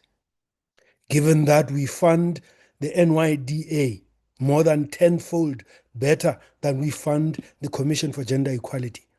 When are we going to ensure that the Commission for Gender Equality is properly resourced and supported, and we stop creating other structures that are not constitutionally mandated like the GBV Council? Thank you, Honourable Member. Honourable Minister. Thank you very much, Chairperson. I do believe strongly that NYDA should be funded. In fact, the money that NYDA has is not adequate to deal with the problems that young people are facing. Even as you look at the issues of abuse of alcohol that we're talking about, the majority of them end up being involved in crime, in social ills, because they are frustrated, they are sitting at home. And therefore, the budget of NYDA, as far as I'm concerned, is much too little. Let me just indicate that the 1.8 of that 1.3 is actually for NYS, National Youth Service. And therefore, NYDA only remains with 495 for its projects and programs, however, 495 million rand for its programs and projects, but also to run and to pay for everything. So I think that one is NYDA needs more money. If I were to say it, if you look at the magnitude of the problem young people are facing. Secondly, on the issue of CGE, yes, the budget is legal for CGE. However, being a Chapter 9 institution, it is well not within myself to speak for CGE. I think the National Assembly, to which CGE accounts, is the best institution to agitate for more budget for CGE. I think that can be done. Of course, the Council on Gender-Based Violence and Femicide, it's now established in terms of the law. And of course, it has got to run and ensure that the National Strategic Plan is implemented and ensure that it is implemented at all sectors, at all levels, local, municipality, provinces, and national, in terms of the legislation and the founding legislation. Thank you very much, Chairperson. Thank you, Honourable Mkalipi. We return to you for a final follow-up question. Oh, thanks, Chair. Minister, again, phumene ema-office, iy'ngane zethu ziyafa. Iy'ngane zethu ziyareyishwa. Minister, it can't be that from January to March, more than 10,698 cases. That is 3 months, Minister. While when I'm listening to you, you don't have a quite clear plans on how to deal with these GBV things. And also, I don't hear you to say there's an integrated plan with the Department of Social Development, with SAPS. So therefore, I want to propose that instead of sitting in the conditioners in the offices, let us go on the ground and ensure that our people do hear us instead of just talking for sake of talking. So do you have a concrete plans on how to address this scourge of violence that is based on especially young women in our society, Minister? What are the plans that will make you to go and visit every young person that is affected through this GBV? Thanks, Chair. Thank you, Honourable Minister. Thank you very much, Chairperson. Indeed, Honourable Mkalipi, I can tell you now that we don't sit in offices. We are everywhere dealing with the issue of gender-based violence and femicide in person, but also through the bodies that we have created. The rapid response teams, they are on the ground as we speak. We have the data capturers and data analysts that are paid through the European fund that are on the ground gathering information from the rapid response teams that are reporting direct to us. And on the basis of that, we will therefore know as to what is happening. And if you look at the National Strategic Plan, Honourable Mkalipi, I just wish that members of Parliament can download that document, because not only has it got the 5 pillars, in fact the 6 pillars, but it has got the action plan with timelines and who should do what, where and when. It's there. So South Africa has a strategic plan that has an implementation plan. And then, of course, after the classification of gender-based violence, we then, in response to that, took to Cabinet and to the people of South Africa the action plan that also has implementation timelines and everything. And of course, like I've said, we have the information that is coming from us through our capturers, data capturers, is telling us that, and research, of course, that is conducted by institutions of higher learning, is telling us that we probably should focus to the family, because there's a problem with the family structure, but also to young boys and to get to boys. And this is informed by the research, and that is why we have got a positive masculinity as the main program and the project that we are running. And that is why we are busy through the Deputy Minister with a strategy on teenage pregnancy, because that we will also see that it is actually affecting young girls. Some are a product of gender-based violence and they fall pregnant being young. So there is a lot of work that we are doing, not in offices, Honorable, we are out there. But of course, Thank also, you. Honorable Mkhalipi, give us money because we don't have Thank you, budget. Honourable Minister. Yeah. Honourable members, question number 702 has been asked by the Honourable Tsotsetsi to the Minister of Women, Youth and Persons with Disabilities.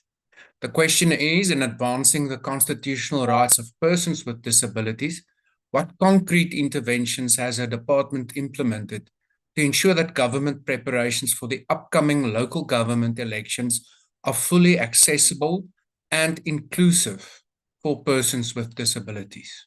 Honourable Minister. Thank you very much, Chairperson. Let me also thank Honorable Tsotsetsi for the question. The right to vote enshrined in the Constitution includes persons with disabilities towards exercising their political right and contributing towards voting for the party of their choice or even for a person of their choice. Engaging the IEC on the issue, the IEC informed me that they have done a lot towards ensuring that persons with disabilities are also able to vote. They've looked into voting stations infrastructure, conducting the survey in that regard for all 223,000 voting stations. And this survey has given the Commission a sense of what facilities are available to assist persons with disabilities. This includes ramps and etc. Also, they've looked into the issue of the ballot papers themselves. The IEC is indicated to us that they are procuring a Braille template which works in conjunction with ballot paper to enable Braille literate voters to use at all voting stations. And this is called the Universal Ballot Template. So you take a normal ballot paper, you put it inside the template, and therefore it gives you that possibility of reading through Braille. Of course, one other issue that they've told us about is that to ensure that everybody votes with dignity. For voting booths, in each pack there are 3 for voting booths, and of the 3, 1 is the low access booth to assist voters on wheelchairs and probably short-statured persons.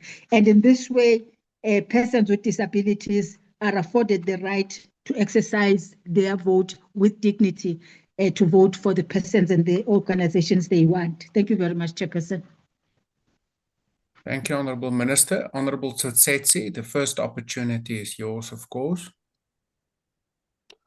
Re ke simolole ka go leboga modulasetulo wa ntlo ya rona ya kokoanopeo molao. Ke leboge gape le ministera for karabo ya ge mo potsong ya rona.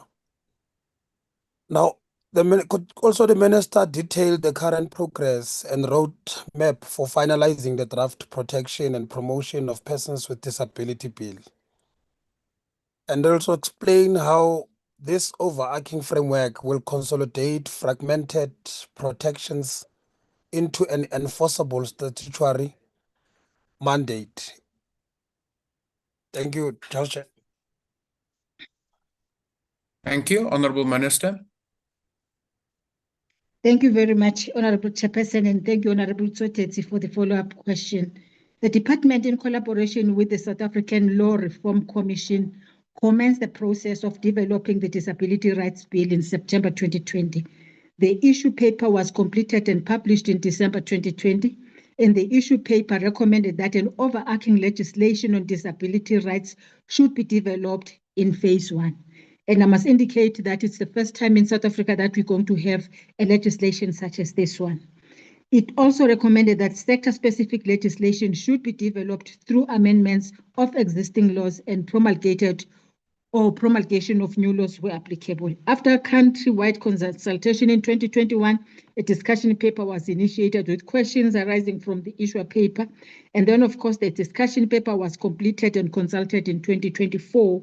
And the development of the draft bill commenced in 2024 through a process of an advisory committee of experts, which was appointed by the then Minister of Justice and Constitutional Development in 2020. And the basis for the bill, as members will be aware, is the white paper on the rights of persons with disability that was published and adopted in 2024. Looking at the process that we are embarking on, we think that we will be able to introduce this bill in Parliament if it goes according to our plan during the last quarter of this financial year. But maybe if there are delays for whatever unforeseen reason, we are targeting the first quarter of 2027, 2028. That will be after the bill has been approved by the Cabinet for introduction to Parliament, and that will be during the financial year. Thank you very much, Chair. Thank you. Honorable Kahula, you may ask the next follow-up question. Ngizothatha umbuzo, House Chair. Thank you. Thank you very much, Chair. Minister, lana kunogogo la wazi kahle ukuthi bazintandane bakhulisa izingane kanzima okubalekile ukuthi baphile kuze izingane zabo bekwazi ukukhula. Labo gogo engikutholile bakwazi ukuthi badlale ama-soccer ball njengala eNanda, kodwa labo gogo nabo mama abanye abakwazi ukuthola uxhaso lokuthi nabo babone befana namanye ama-sports. Yini ongayenza Minister kwenza sure ukuthi nabo bayafakwa kwibalazwe, nabo mangabe apulawa uxhaso nabo bayathola na? La eNanda kunogogo abano-89, abako-70, abanye abano-45 abawogogo, abanye abafike bephethe induku. Kodwa ngenxa yalama-sport abawaqalile abakushoda ngoxhaso, sebekwazile ukushiya izinduku, sebeyakwazi ukuphila, bagijima bahamba ngisho ko-Limpopo kuwo wonke ama-province. Yini Minister ongayenza ukuxhasa labo gogo na? Ngoba ulokhuzana uminister Thank you, Honorable Kahula. akaze angilekelele ngalutho. Ngiyabonga. Ngiyabonga. Honorable Minister. Ngiyabonga mphathi sihlalo, ngibonge nakumamkhawula ngombuzo wakhe. Mhlawumbe esingasiza ngakho noma indaba yogogo ezogogo nje abayiphilelayo bengekho ku-department yethu njengogogo, kodwa singakhulumisana nabaka-Department of Sports, Arts and Culture, siphinde sikhulumisane nabaka-Social Development, mhlawumbe ku-national, but siphinde sibuke mhlambe naku-province yase-KZN. Ngiyacabanga ukuthi mhlambe indaba esingayikhuluma eceleni sibonisane ukuthi singasiza kanjani kulokho. Mhlawumbe singabe singenake ngangokuthi ogogo abantu besifazane, kodwa khona i-responsibility yogogo nje njengogogo, i-responsibility yaka-social development la ikhona, mhlambe nane-funding engacishe iqhamuke khona, kodwa singakhulumisana esayidini njengoba sengisho ukuthi babake noma sebewogogo babe abantu besifazane. Ngiyabonga kakhulu mphathi wahlelo.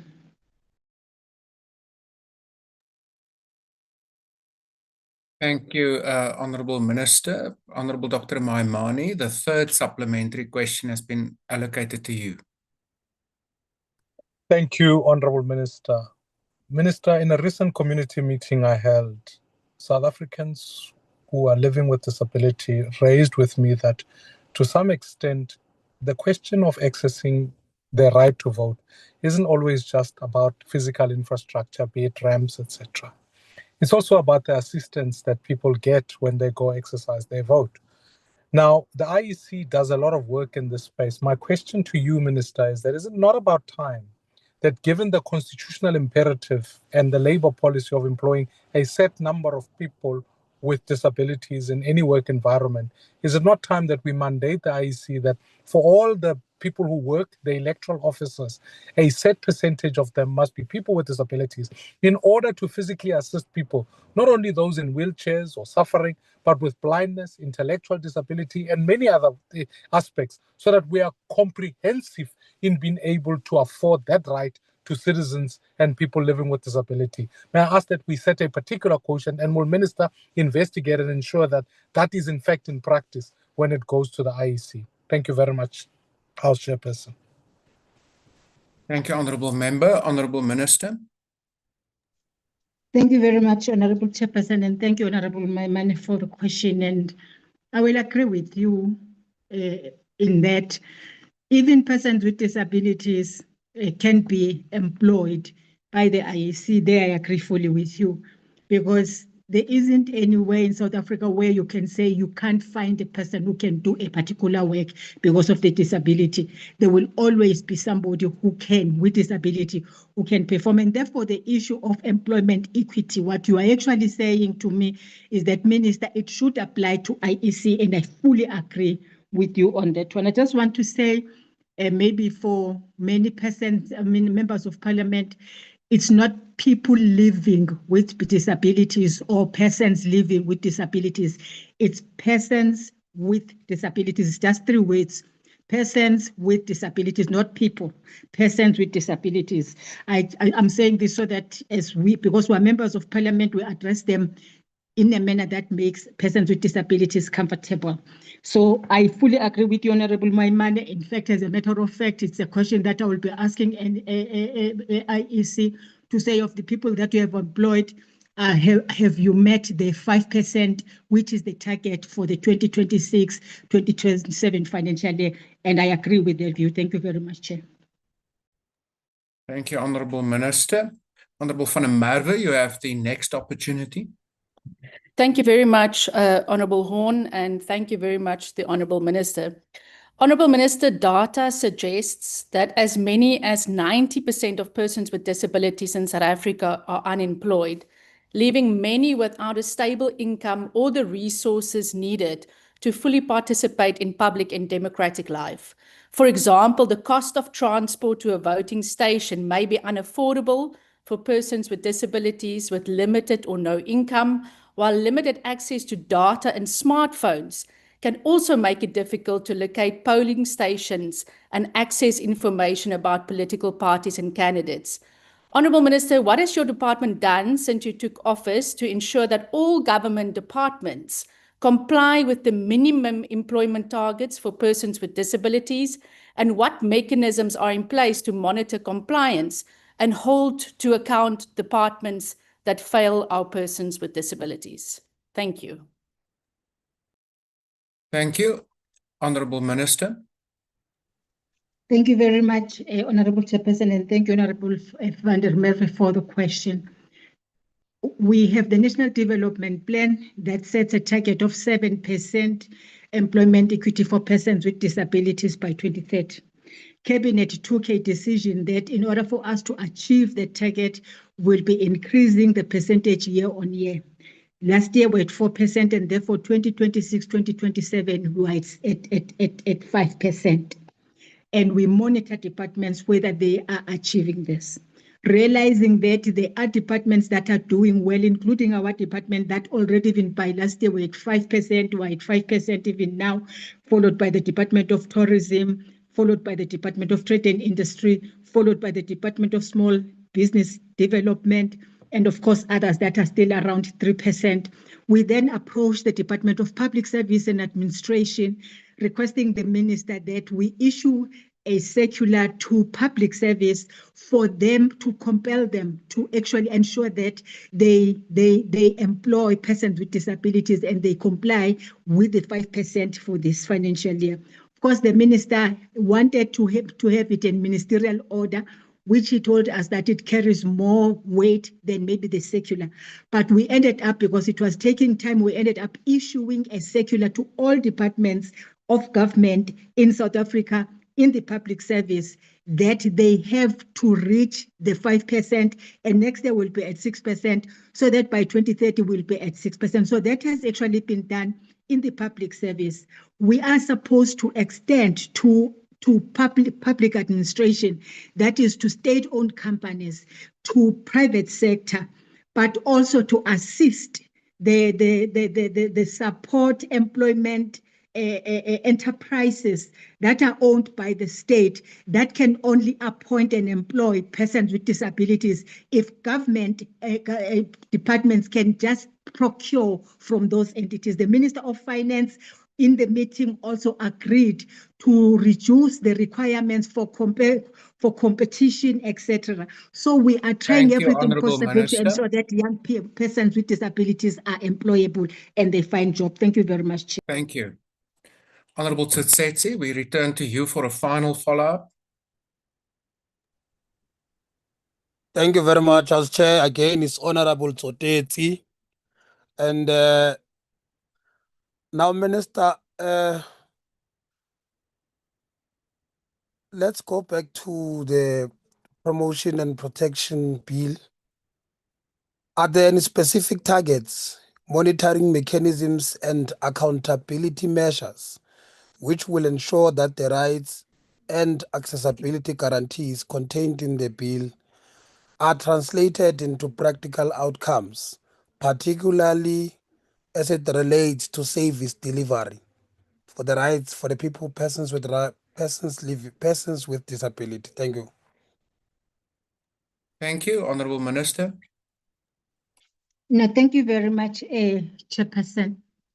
Like I indicated, the basis of the bill is the white paper on the rights of persons with disabilities, which was published in 2015.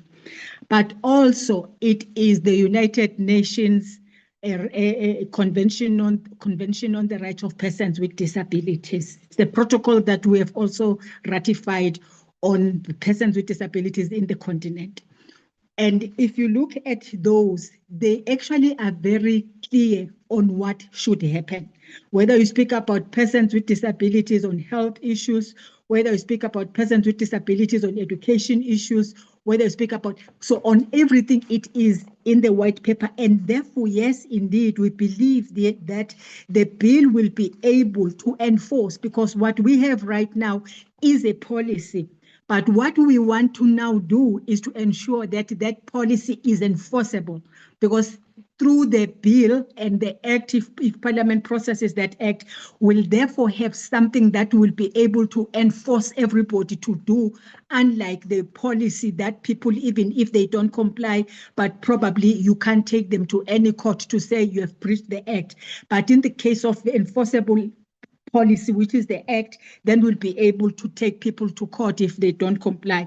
And that is why we believe that it's going to assist in addressing gaps that might exist, but also it's going to give us teeth to bite, because it's going to tell. And also we hope that Parliament, when it processes that bill, they will be able to look into loopholes that probably exist now and ensure that they are part of the bill, and even giving the powers to the department to do other things that probably are lying all over the show today, as a result, are not easy to monitor or to implement. Thank you very much, Chairperson. Thank you, Honourable Minister. Honourable members, the time allocated for questions is now expired. The replies to the additional questions we were not able to deal with during this session will be printed in the Hansard as received. That concludes the business for today, and this House is now adjourned.